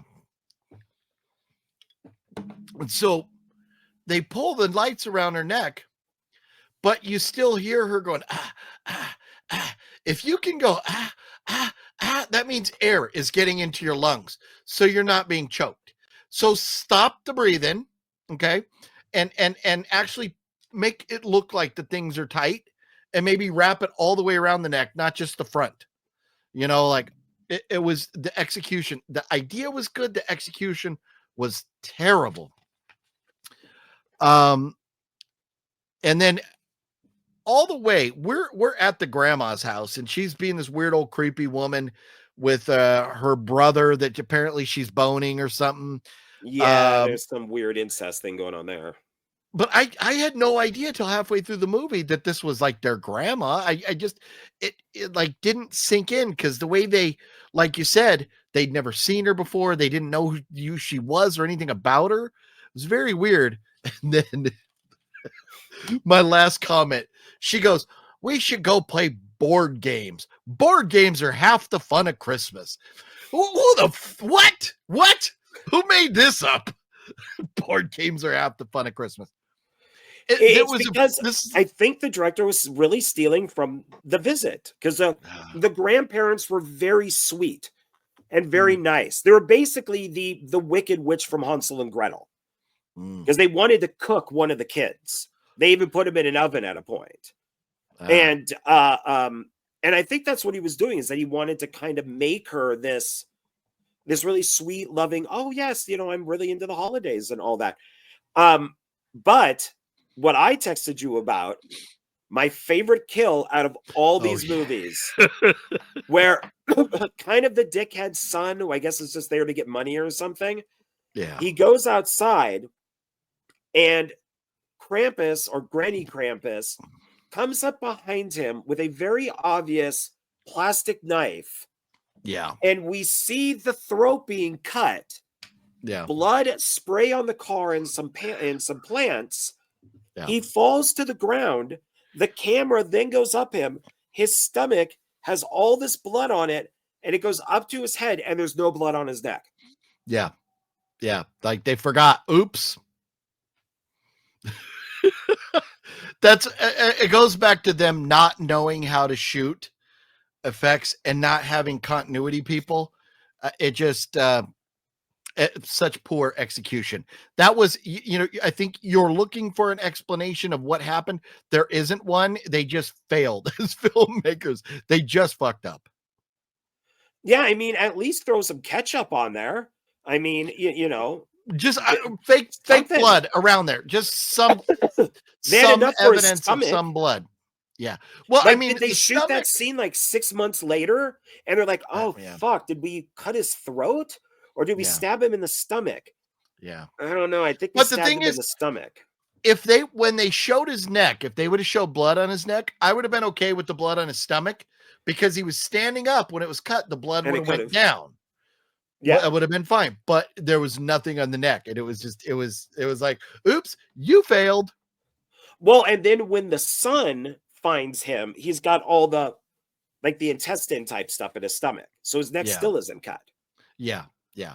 No, it was they failed all over the place with this. Yeah, yeah, and and once again, this is another one of these. We bought the mask. We're just going to use it as is. Yeah, we're not going to rough it up. We're not going to put any detail in it. We're not going to do anything. When I bought the mask for Axe Grinder 2, I mailed it to the effects artist and said, you need to dirty this up. Put some blood on it, you know, put some, you know, because it's a mask. So put some cuts in it, you know, make one of the eyes bigger, something like that. Make it look old. And she did. How hard was that? Yeah. You know, very simple. And the thing that cracks me up with the ending is, so the brother is killed, the Spectrum brother, and the grandma gets killed. And then we see Granny Krampus, and she lets the two sisters go. And she's at the door, and the two sisters look back, and there she is. What do you think will happen to Granny Krampus? I know she has a different name, but you know, what do you think will happen to Granny Krampus? She'll just find another family. And then they look back and she's gone. And they just get in the car and leave. It's like, okay, people have been murdered. The end. Bye. Yeah. Happy Texas Chainsaw Massacre, Netflix. Oh, we're just going to drive home now. Bye. Everybody, the town's been massacred. We're hopping in our convertible and driving off. Bye. Oh, sister's dead. But yeah, no, these movies, the way they end with like people were murdered, you can't just drive off. You know? Yeah, and Granny Krampus does find another family because there's like a kid or somebody in a bed, and the camera goes up to the window, and then so she did find another family, I guess. And which is fine, but the way the girl's just leaving or whatever, like, come on, like. Yeah, that man, that was hard.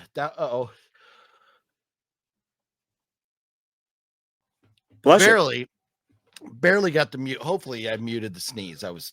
You did. I did not hear it. Okay, good. But it definitely was not as hard as Krampus: The Return. Ooh, I'll tell you what.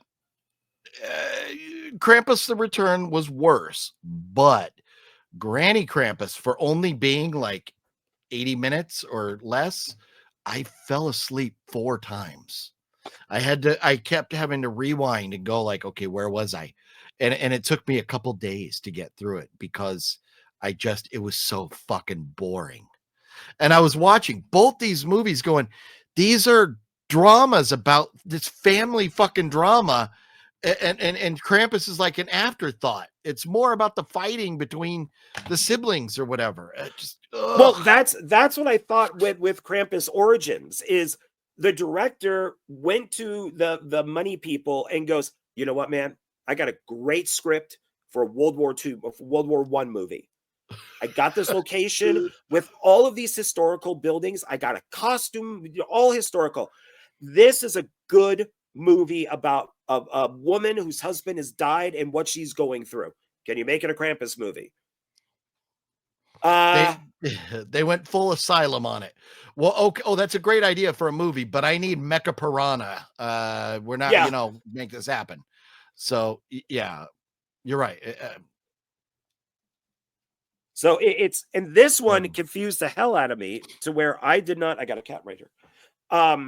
Who Like the brother at the beginning, I couldn't tell if he was like mental on the spectrum.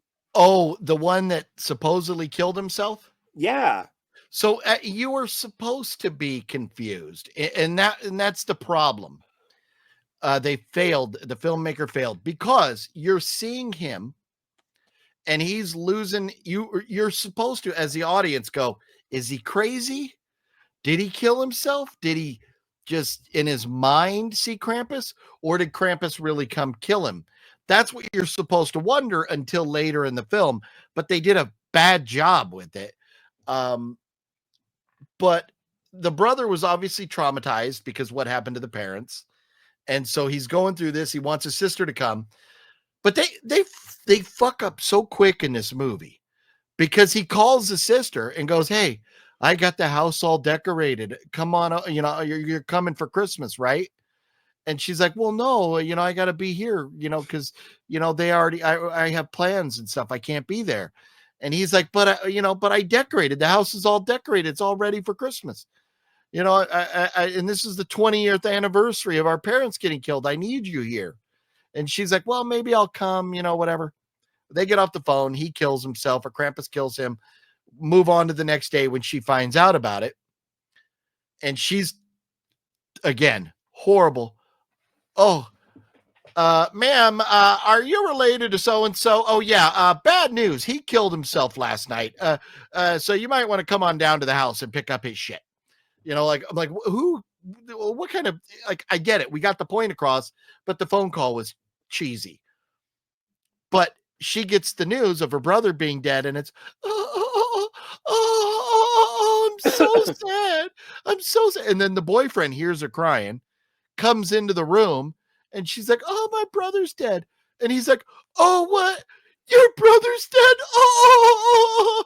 The worst fucking fake crying in movie history right there with those two. So bad. It was worse than our child psychologist fake crying when she woke up from Well, a that's nightmare. because he was fake crying, and he's like, "Oh shit, I didn't like her brother. I got to do something here to get laid." Yeah. Oh, he's gone. Yes. Thank God. I didn't pick up on him fake crying, so okay. Oh, So no, I'm there's that. joking. But Yeah. okay. But that was terrible. So we start off so bad because after that, I love this. The guy goes into the room with the other girls, and he's like, "I'm going to need you all to come in here with me." You got 3 of them in one room. Why didn't the 2 of them just walk out there together, and break them the news? "No, you've got to come with me." Okay, that added, 30 seconds of runtime to the film. I get it. It was a short movie anyway. But then they decide that they're going to go. The sister says, "I have to go." And then the boyfriend's like, "Well, okay, I'm going to come with you." And then the other friends is like, "Oh, yeah, we're all going to come. All right, we'll all go." And then she goes, "Okay, well, I'm going to go pack up all the Christmas decorations so we can decorate when we get there." Your brother fucking told you the night before that he decorated the house. Why are you packing up the Christmas decorations to go decorate? Oh, yeah.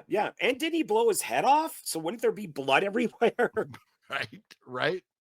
Or Yeah. cleaned up blood? There was probably still smears. Yeah. Well, but there's the thing. If the cops come in and somebody has killed themselves, the coroner people might come in and wipe things down. But they're not cleaning up all that mess. You're walking into some ugly stuff, and there was nothing there. So, Yeah. Man,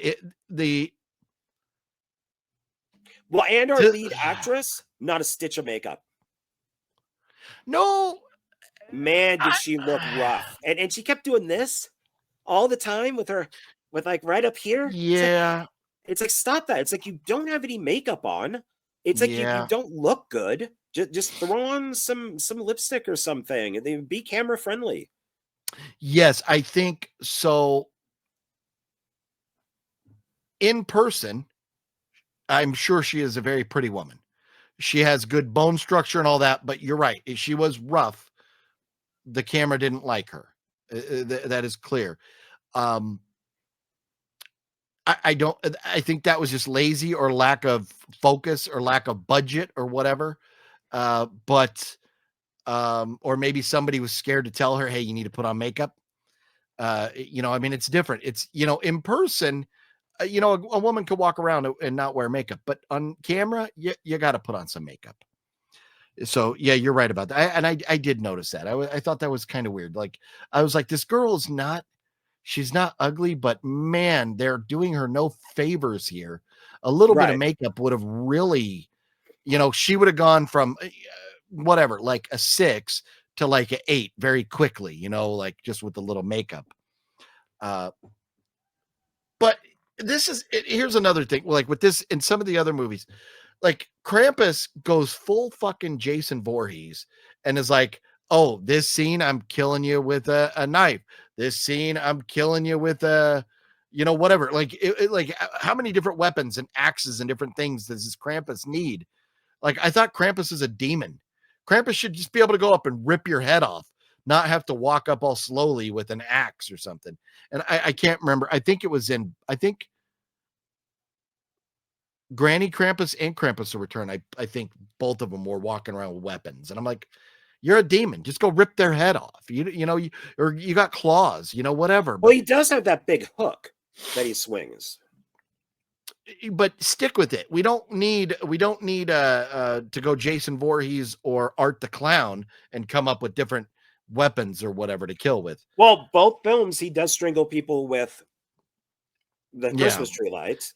It's a good idea, but well, and in both films, the parents have died. Yeah. And both films, they have to go to a strange house. I mean, it's like, did they just take the script and rewrite it? Yeah, I mean, they are very similar. A lot of similar aspects. And one similarity is that the Krampus fucking sucked in both of them. This one, the Krampus just comes walking up with the axe, and it's not even like a scary walk. It's just walking. Like, no, make the Krampus hunchback or make something to show that this is Krampus. This is just a guy in a stupid mask walking up. And it's like, no, dude, you're not scary at all. Like have an evil presence to you. It was bad. Well, and then the lead actress starts acting weird. Like she's on the side of Krampus. Yeah. And then she changes, and then she goes back to the side of Krampus, then she changes, and then she's gonna read the poem that the brother wrote to get rid of Krampus. And it's her and the other girl, and the camera is spinning around them as they're reading this. And you see Krampus doing this because he doesn't want to hear it.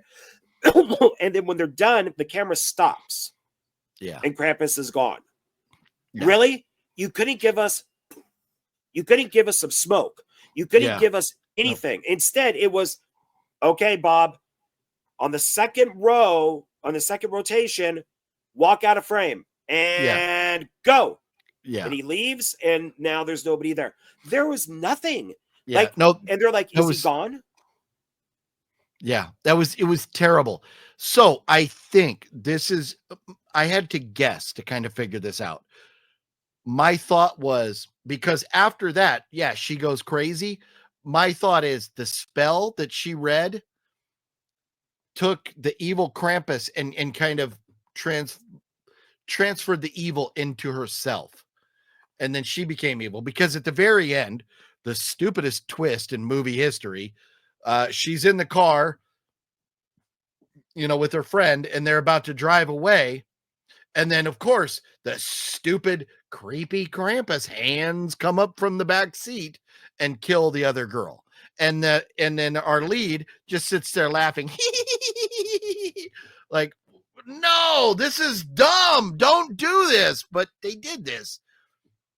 The only thing I could think is that when they did that spell and Krampus disappeared, that evil went into her. That's the only thing I could think. But that's me doing the math on it, because the filmmaker didn't. To go back, the Krampus disappears. That cuts to her taking like a little shovel and hitting the ground with it. Yeah. And she goes, okay, that's it. And she goes, okay, we buried them all. You buried all the bodies because they felt it was better that nobody knew of this. So they buried all their dead friends. But yet did they clean up all the blood? It's so dumb. Did they take and they leave a car because they came in 2 cars. It's so dumb. Yeah. So many plot holes, so dumb, so many problems. So you want to know, just there's one specific scene that tells you how dumb this fucking movie is. The girl, she's hiding in the room. She ran away. One of the friends runs away from Krampus. And I think it's the girl who gets killed in the car at the end. And she runs in this room and she's hiding on this wall. She's up against this wall and Krampus comes into the room and there's a door. And Krampus comes in and kind of looks around. The door is glass. You could see right through the door. Krampus looks right in her direction, but apparently doesn't see her and turns around and walks out of the room. I guess not. I guess not. How does he not see her right there? So stupid. Well, so stupid. And 2 of the girls almost get killed on purpose. There's the one girl who hides behind the chair and goes, "Go, run, go." Yeah. Why didn't you just run with them? Yeah. Why are you not all running together? Her. Yeah, with the Christmas tree lights. Then there's the other girl who has our lead actress get down by the bed, and she's just standing by the door. No, stay down. I'll find my own place to hide. Stay down. Why didn't you just hide by the bed? Yeah. And then Krampus kills her. Yeah. It's almost like they didn't know what to do. Well, we'll just have them stand there. They're not horror movie filmmakers. They're not. They don't know how to shoot this stuff. And part of the problem is even the scene where they're the spinning around and Krampus disappears, right? Krampus is like right there. There's no way that they could have got that spell out of their mouths before Krampus could have walked that extra 6 feet and killed them. So there's a problem there. And there's another scene where Krampus is coming and it's like, oh, there's Krampus right there. They should be dead, but nope, they're able to run away before. Like, why do you make Krampus so weak and lame?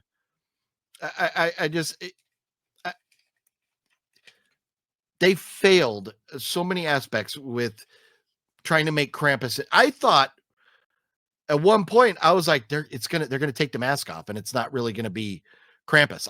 It was gonna be one of the friends, like wearing a Krampus mask. Oh, okay. Especially, I was waiting for that because it was so bad.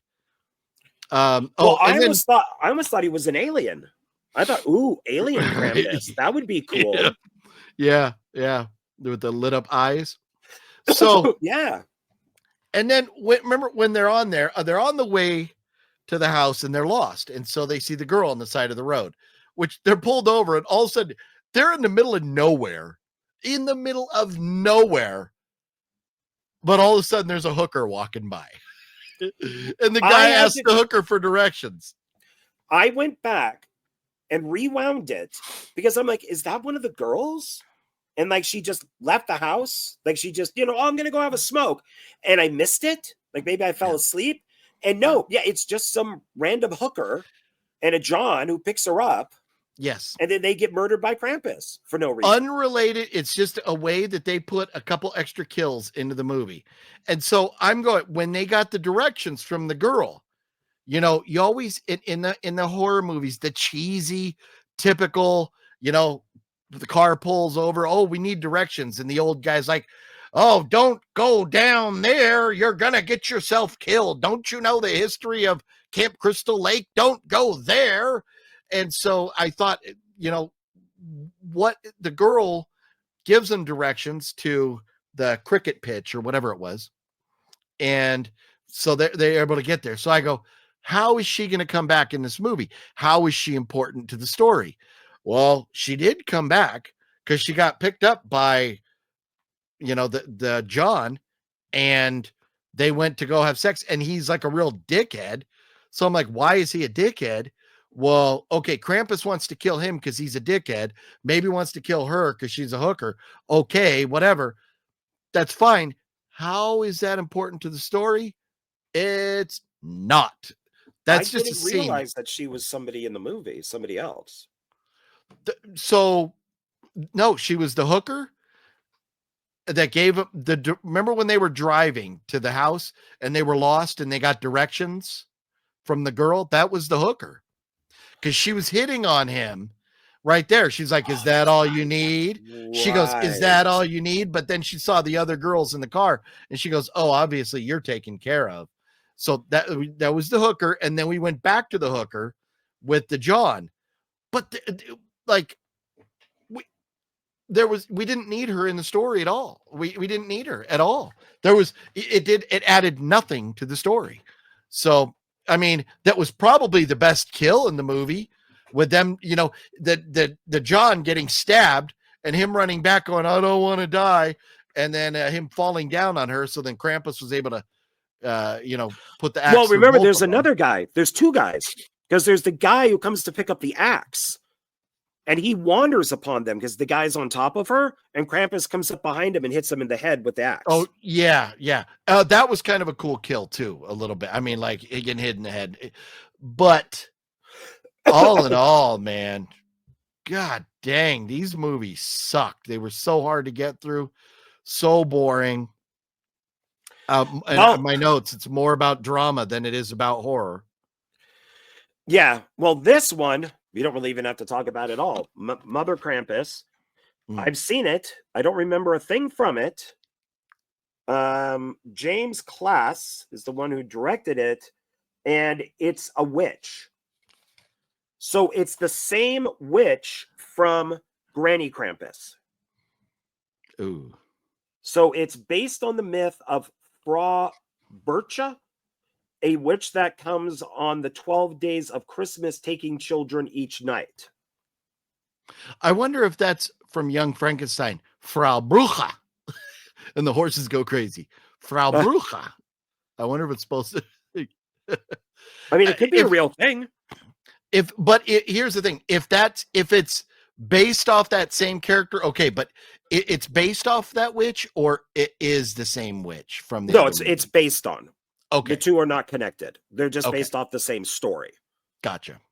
Yeah, like German story, I guess. Yeah. But I honestly don't remember this at all. I guess that's our witch right there. But I just don't remember this. I don't remember anything from this. And I was so sick and tired of watching these that I couldn't do it. So we'll move on. You know what I hate to say? I own 4 Krampus movies, double feature, and the other 2. I hate to say it, but if I'm in Zia Records and I see some of these other Krampus movies, I'm probably going to buy them. Yeah. Even though the ones that I haven't seen, I'll watch once, but the other ones that I've already seen, I'll never watch again. But it's a franchise, and so I'll probably just buy them. I hate to admit that. Now I'm the same way. So this one I have a personal connection to. Mother Krampus 2 Sleigh Ride. So I watched Mother Krampus, and then I watched this and went, why is this part 2? It has nothing to do with the first movie. Nothing. I don't think this is a witch.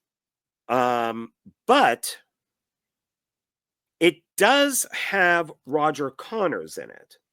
I've had him on one filmmaker twice. So he did a film called Rebirth. It was originally called Night of Living Dead Rebirth. He's a gay guy, so he plays Barbara in his version of the film. Okay. And it's actually really good. It's one of my favorite, like, public domain ripoff type Night of Living Dead movies. The movie Rebirth. Now it's just called Rebirth because I guess people, because of the Criterion thing now with Night of Living Dead, they're like, yeah, you may not want to call it Night of Living Dead. So we just called it Rebirth. Then he's in this. He's a drag queen in this. And I'm like, God, that guy looks familiar. And I'm looking at it and I'm like, fucking A, that's Roger. And so I'm like, dude, you got to come on and talk about this movie. And I guess and the actress in this, Caitlin E. Newberry, I think is just hot. I mean, that's her there and there. She's been in a lot of B movies. This is Mother Krampus 2? Yeah. Okay. And I like this film. Like, as granted, I'm a little biased on it, but from what Roger has told me, is the film was a mess. It was unreleasable. So he went in and basically did rewrites, did re-edits, did directing, like reshoots, and more or less because of him, they were able to get this film done. So there was an entire episode just on this movie and what a mess it was and how he saved it. Okay. Huh. I'll have to go back and watch that. I like I tell all my friends, I make YouTube videos. I don't watch them, and it's not because I don't want to, but typically it's because due to a lack of time. But I was trying to pull this up, see if I can share this. Let's see. Oh, here you go. Maybe you can put that up on the screen so everybody can see who you're talking about. Yeah, that's Caitlin Newberry, right? The one you were talking about there. See if I can make her bigger. Yeah. So, yeah, I got a thing for her. Jonathan Moody has a thing for her. Trying to make her bigger. Yeah, I see it. I get it. I get it. Yeah. But yeah, I just you know, when you mentioned that she was so small, I was like, oh, I want to take a look. And then I thought it wouldn't be fair to the audience to not pull her up so they could see as well. So now you said you are kind of partial to this movie because of those reasons, but now sitting back and looking at it like objectively, is it really a good movie, or you like it because of knowing folks involved with it? I want to say it's like Silent Night, Deadly Night Part 2. I hated it when I first saw it. And then once I watched the documentaries that Scream Factory brought out, you know, on the Blu-rays, I then loved the movie. Once I understood the film, I like it better than the original. Okay. This is kind of the same thing. Is I watched Mother Krampus, which is a witch. She is not a witch in this. So this takes what is that? It's 3 girls who went to court and they have to do public service. It's like Christmas Eve. So they have to go to the homeless shelter and they have to feed the homeless and do all that type of stuff. While they're there, their final stop, they meet an older woman. Yeah, they go into a house of an older woman. However, darkness falls and the cold settles in. They begin to realize there is far more to the seemingly innocent host.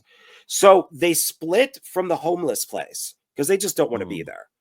Gotcha. And they end up in this woman's house, and the woman starts killing them. Okay. So, but once I found out the history of this, I then, of course, I rewatched it for the one filmmaker, and I did like it more. I liked it. Okay.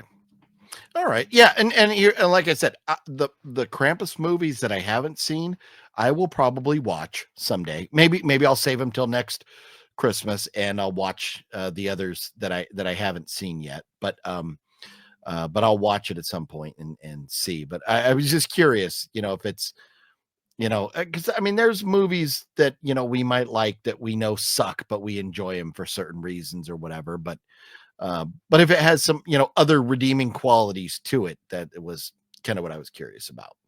Sure. Okay. This one, once again, we could kind of just speed on through. Sister Krampus. It is both the Polonia brothers, so it's Anthony and Mark Polonia. One of them has passed away. Have they not? Yes, Anthony died of cancer, unfortunately. Okay, so this has been a while back then. See if there's a date on here. Well, it says 2001. Okay, so yeah, quite a while ago. This is from SRS, so this is Ron Bonk's company.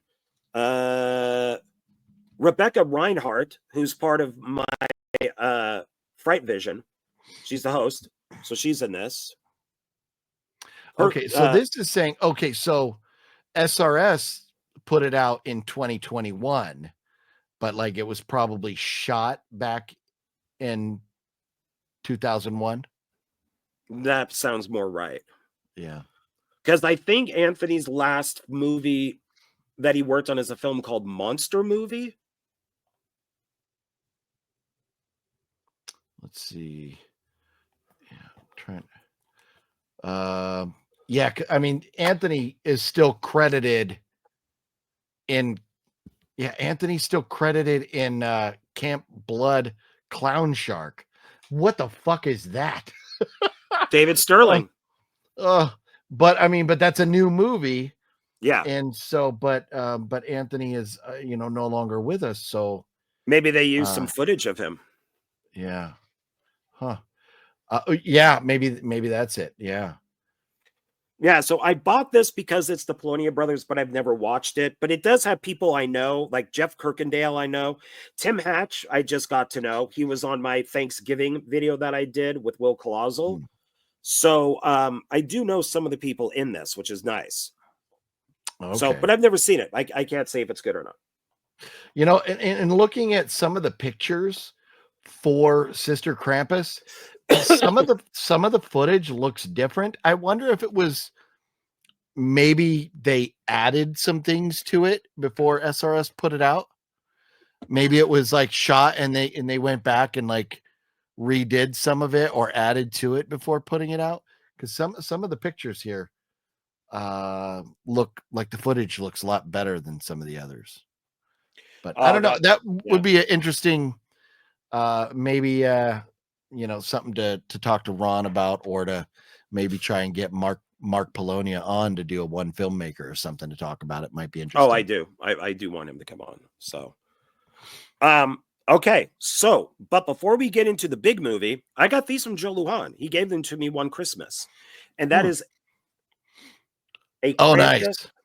Yeah, like pot. Yeah. And then he also got me the mitt. Nice. These have never been used. They just hang on my wall in the kitchen. I wouldn't use them either. Yeah. So that's pretty cool. And I thought that'd be a good little segue into what is the best Krampus movie of them all. Oh, yeah. Without question. Yeah. And I have both Krampus and Krampus the Naughty Cut. And I know you at least have Naughty Cut. Yes. I when this was released, I was like, man, do I get this? Because I already had Krampus. Do I get it? I was like, but it's the Naughty Cut. So I bought this. I think I might have even pre-ordered it from Shout or Scream, whichever Scream or Shout, whichever. I think it's Scream Factory got the logo on it. Because I was like, I want to see the difference. I want to see what was originally not part of it. And the Naughty Cut, which is not extremely different from the original, is very much funnier. And it's such a fucking good movie. All in all around. I mean, from the cast to the locations to the effects, just everything about this is just amazing. The twist at the end is so good, where you're like, are you shitting me? Are they really all like, did he wake up and it's all a dream? Damn it. And then it's not a dream. And you're like, yes. So, man, the cast was so good. And it's very much like, Christmas Vacation, where you got the family that comes over and oh man, what's her, Conchita? How do you say her name? Conchita. She was the housekeeper. She's the aunt in this one that's always boozing. Oh yeah, okay. And she was in 2.5 Men. She was like the housemaid. I thought it's Conchita Farrell, but it's spelled like Conchata, but I thought it's pronounced Conchita Farrell. She is amazing. She is absolutely hilarious. I just, especially like, because Grandma the whole time is speaking in German. And then the minute she speaks in English, Conchita Farrell's like, I fucking knew it. English. She's so funny throughout this movie. there's this, I mean, like, the pacing is good. Everything about this is one of those movies that's like, they did it right. They did it right. It is very much one of my favorite Christmas movies of all time. And, I think I rated it like third favorite or something this year, but after watching it again, man, oh gosh, it is so good. Well, and it's Michael Dougherty. So he went on to he started off with, he was a writer originally. So he wrote X2, Urban Legends Bloody Mary, Superman Returns. Then he directed, produced, wrote Trick or Treat. Oh. Krampus. Then he did the story for X-Men Apocalypse. He directed and wrote Godzilla King of Monsters. He only did the story for Godzilla versus Kong. Additional story to Chupa. And then additional story to Godzilla X Kong, The New Empire. So he's done a lot. Yes. Big stuff. And here's, I hate to say it, but the only other thing that I really care about that he's done is Trick or Treat. I mean, like, the X-Men, I've never been a fan. I've never seen one of the whole X-Men movies. Well, I take that back, because now I saw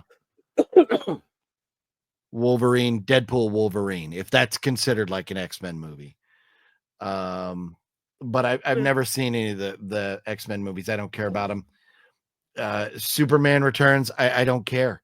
Even the new Superman, everybody, oh my God, new Superman trailer's out. I'm like, I don't care. I just don't. Yeah, it's put together well, but it's the same damn story. It's just an origin story. It's Clark Kent meeting Lois Lane and all this stuff again. So, I mean, fighting the same villains, like, I just don't care. Well, I mean, there's Hawk Girl is in it. There's a lot of villains in this movie. There's a lot of them. Okay. I mean, he fights a kaiju. Crypto the dog is in it. I think the trailer looks great. Okay. Yeah, I just don't care. I everybody's very excited, and more power to them. If you're all about those, great. I will. My S's, I always say this, my S's are over there. I can't go get them. But I own all of the Christopher Reeves Superman movies, and that's good enough for me. That's good enough for me. Well, if you listen to, which I know you do, at least Nerdrotic and Critical Drinker are saying that this is the film that's going to save Hollywood. Like, this movie has to make over $1 billion, because it's going, if it doesn't, Hollywood is doomed, and everything is bombing. So this film has to make a lot of money to save comic book movies, to save DC, to save Warner Brothers, so we'll see what happens. DC should just put everything else in the toilet. You've got the Penguin, you've got the Batman. If the Superman works out, great, and just go from there. But, like, I don't care whether it's DC or Marvel. I don't need just another superhero movie where, even in, I know in the movie sucked and it's bombing, but, Craven, I was telling my daughter, I go, here's all the things that happen in superhero movies, and every single one of them happened, including Craven having to do the superhero pose. Like, every fucking movie, they do the same things. I just don't care. But we are so far off on a tangent right now. I apologize about that. We're supposed to be talking about. Okay, so here's Krampus. A question for you. Yes. You're on a desert island. Yes. You can either take all of these. These are the only movies you get. All of these, or just this one. What do you pick? Oh, just the one. There's no question about it. I would watch this 9 times in a row before I'd watch any of these again. Okay. Yeah, it's good. The movie is hysterical. The little, especially God, what's his name that plays the uncle? David Coker, right? Kochner? I think it's Coke, however you say his last name. He was in Anchorman and stuff, you know, like the bald guy, the uncle. When Oh, he that guy, comes, yeah. when he comes back in the room talking about, you know, the one, I think it's like his wife is like, tells him like, you won't believe what you know happened, and he's like, I just got my ass kicked by Gingerbread Man or whatever it was. So he's like, I will believe you. I mean, it's just, there's so many funny little lines and moments. It is just absolutely brilliant. So you know, and Krampus is an evil being, a scary being, but he has all these little evil, you know, critters and stuff. Kind of like they remind me of Gremlins. You know, the different things taking over the house. The, like, you know, the Jack in the Box thing and the other little, what were they? They weren't gingerbread men. They were toys that came out. I think they're on the cover here. One's a gingerbread man. There's another gingerbread. Oh, so you know, they were. That's right. They were the gingerbread men. Yeah. Yeah, I think there is a Yep. Jack in a Box. There's the Yeah, there is angel a that's Jack on in the top of Box. the tree. Yeah. Yeah, Jack in a Box is Yeah. right there. It's so good. It is so good. I mean, this is, that movie Krampus is, I don't know that I could say my top 10 favorite movies of all time, irregardless of holiday connection. But it is definitely in my top, definitely, maybe top 10, but definitely my top 20 favorite movies of all time, irregardless of whether it's a holiday movie or not. So Wow. it's just, it is good. I absolutely love it. Yeah, absolutely love it. Okay. All right. Well, let's see what movies you love here. So this is Scream Rant. Every Krampus movie rated. Okay. You ready? Yes. So let's see if we agree or disagree.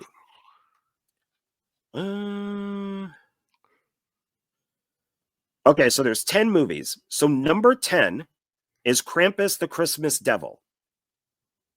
You haven't seen it, so I guess you can't say. But that's the last one. Okay. Then number 9 is Krampus the Devil Returns. Okay. Number 8 is Krampus Unleashed. Well, if Granny Krampus is on that list, I wholeheartedly disagree with that. Okay, so now we're getting into Krampus Reckoning. Okay, so Reckoning and Unleashed. Okay, those two. Okay, let's see what's ahead of them. It's interesting because so Christmas Devil and of course, you know, Return of the Christmas Devil, Devil Returns are made by the same guy. Yeah. Then we have Unleashed, Reckoning, and then number 6 is Origins, all made by the same guy. That's funny. Okay. Okay, number 5, Rare Exports, A Christmas Tale. We didn't even talk about that. I mean, that's Krampus. How did we forget? Because it's not called Krampus, but that is a Krampus movie. And that is that. How do they have that number 5? Okay, now I'm very curious. I'm very curious now what is ahead of that, because that has to be second to this, in my opinion, right now. So I'm curious. Okay. Okay. I love that movie. Number 4, Mother Krampus. Oh, fuck off. How is There's that no way better? That's better than Rare Exports. Rare Exports is so good. So good. Yeah. Yeah. That should be at least number 2, with Krampus being number 1. Yes. Mother Krampus, Slate is number 3. So Mother Krampus to Mother Krampus 2. There's a freaking theme going on here. Yeah. Number 2, A Christmas Horror Story. And number 1 is Krampus. Okay. Christmas Horror Story. Yeah. Okay. I need to rewatch that. I watched that. I don't know, not last year before. I need to rewatch that. I would say Krampus, then Rare Exports, then Christmas Horror Story.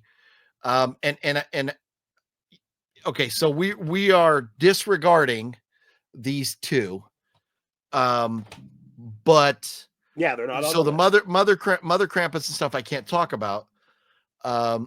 But I would say, based on what we've talked about, I think Unleashed, Reckoning, and Origins are going to be better than the Mother Krampus movies. I don't know, but I would, for me, based on what I've seen, Krampus number 1, then Rare Exports number 2, Christmas Horror Story 3, and then I would say the only other 2 I've seen that are worth a shit. I would Reckoning or Unleashed. What would I put?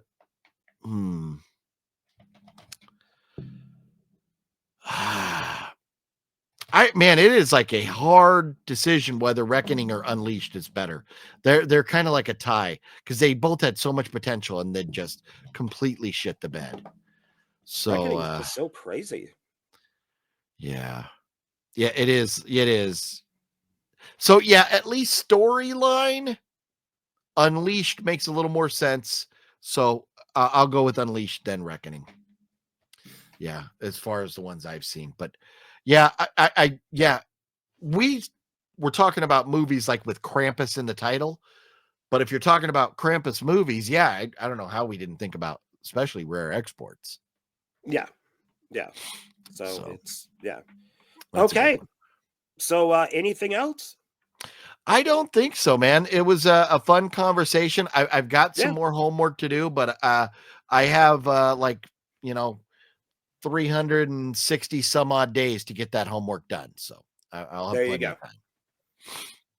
Yep. And as I'm sure in my collection, there's probably more that I missed. So yeah, no, I know. That's what I'm wondering now. Like, what other movies did we not think about that might have had a Krampus reference in? Maybe that's a conversation for next year. Yes. So, all right. Well, thank you, Phillip. I appreciate you being here. No. And thanks everybody for joining us. Let us know what Krampus films you like or dislike down below. And hit like, share, comment, do all that good stuff. I'd really appreciate it. And Phillip's link is down below for OGP. So please click on that and check out his channel. And I guess that's it, right? Yeah. And shout out to my daughter for hooking it up with the awesome Christmas sweater here. Sweet. Yeah, it flashes. I don't know if you caught on to that or not, but it's been blinking the entire time. Oh yeah. And now it's solid, and now it's blinking really fast, and it's going to give you seizures and stuff. So I didn't put on that speed, so I went to slower speed. But it also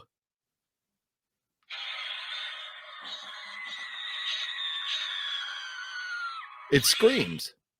So yeah, it screams because it screams, and it's got little fuzzy ball things all over it. I love it. This is an awesome sweater. So my daughter got it for me. Early Christmas present a couple weeks ago. She's like, I got to give it to you before Christmas so you can wear it during the Christmas season. So this is awesome. I love it. Yeah. Yeah, she did a great job. Yeah. Merry Christmas to you. And Merry Christmas to thank you, all of your viewers, you. and Merry Christmas to everybody out there. Happy New Year. And yes, and if you don't celebrate Christmas, if it's Hanukkah or whatever, hopefully you're having a wonderful holiday season. One thing we can all agree on. I don't care. Well, hopefully the one thing we can all agree on is that there should be peace on earth. So there's that. There you go. There you go. There you go. All right. All right, everybody. Thanks. And we'll see you on the next video. I think that's a good way to end it. And I'll see you on the next one. Okay. All right. Bye.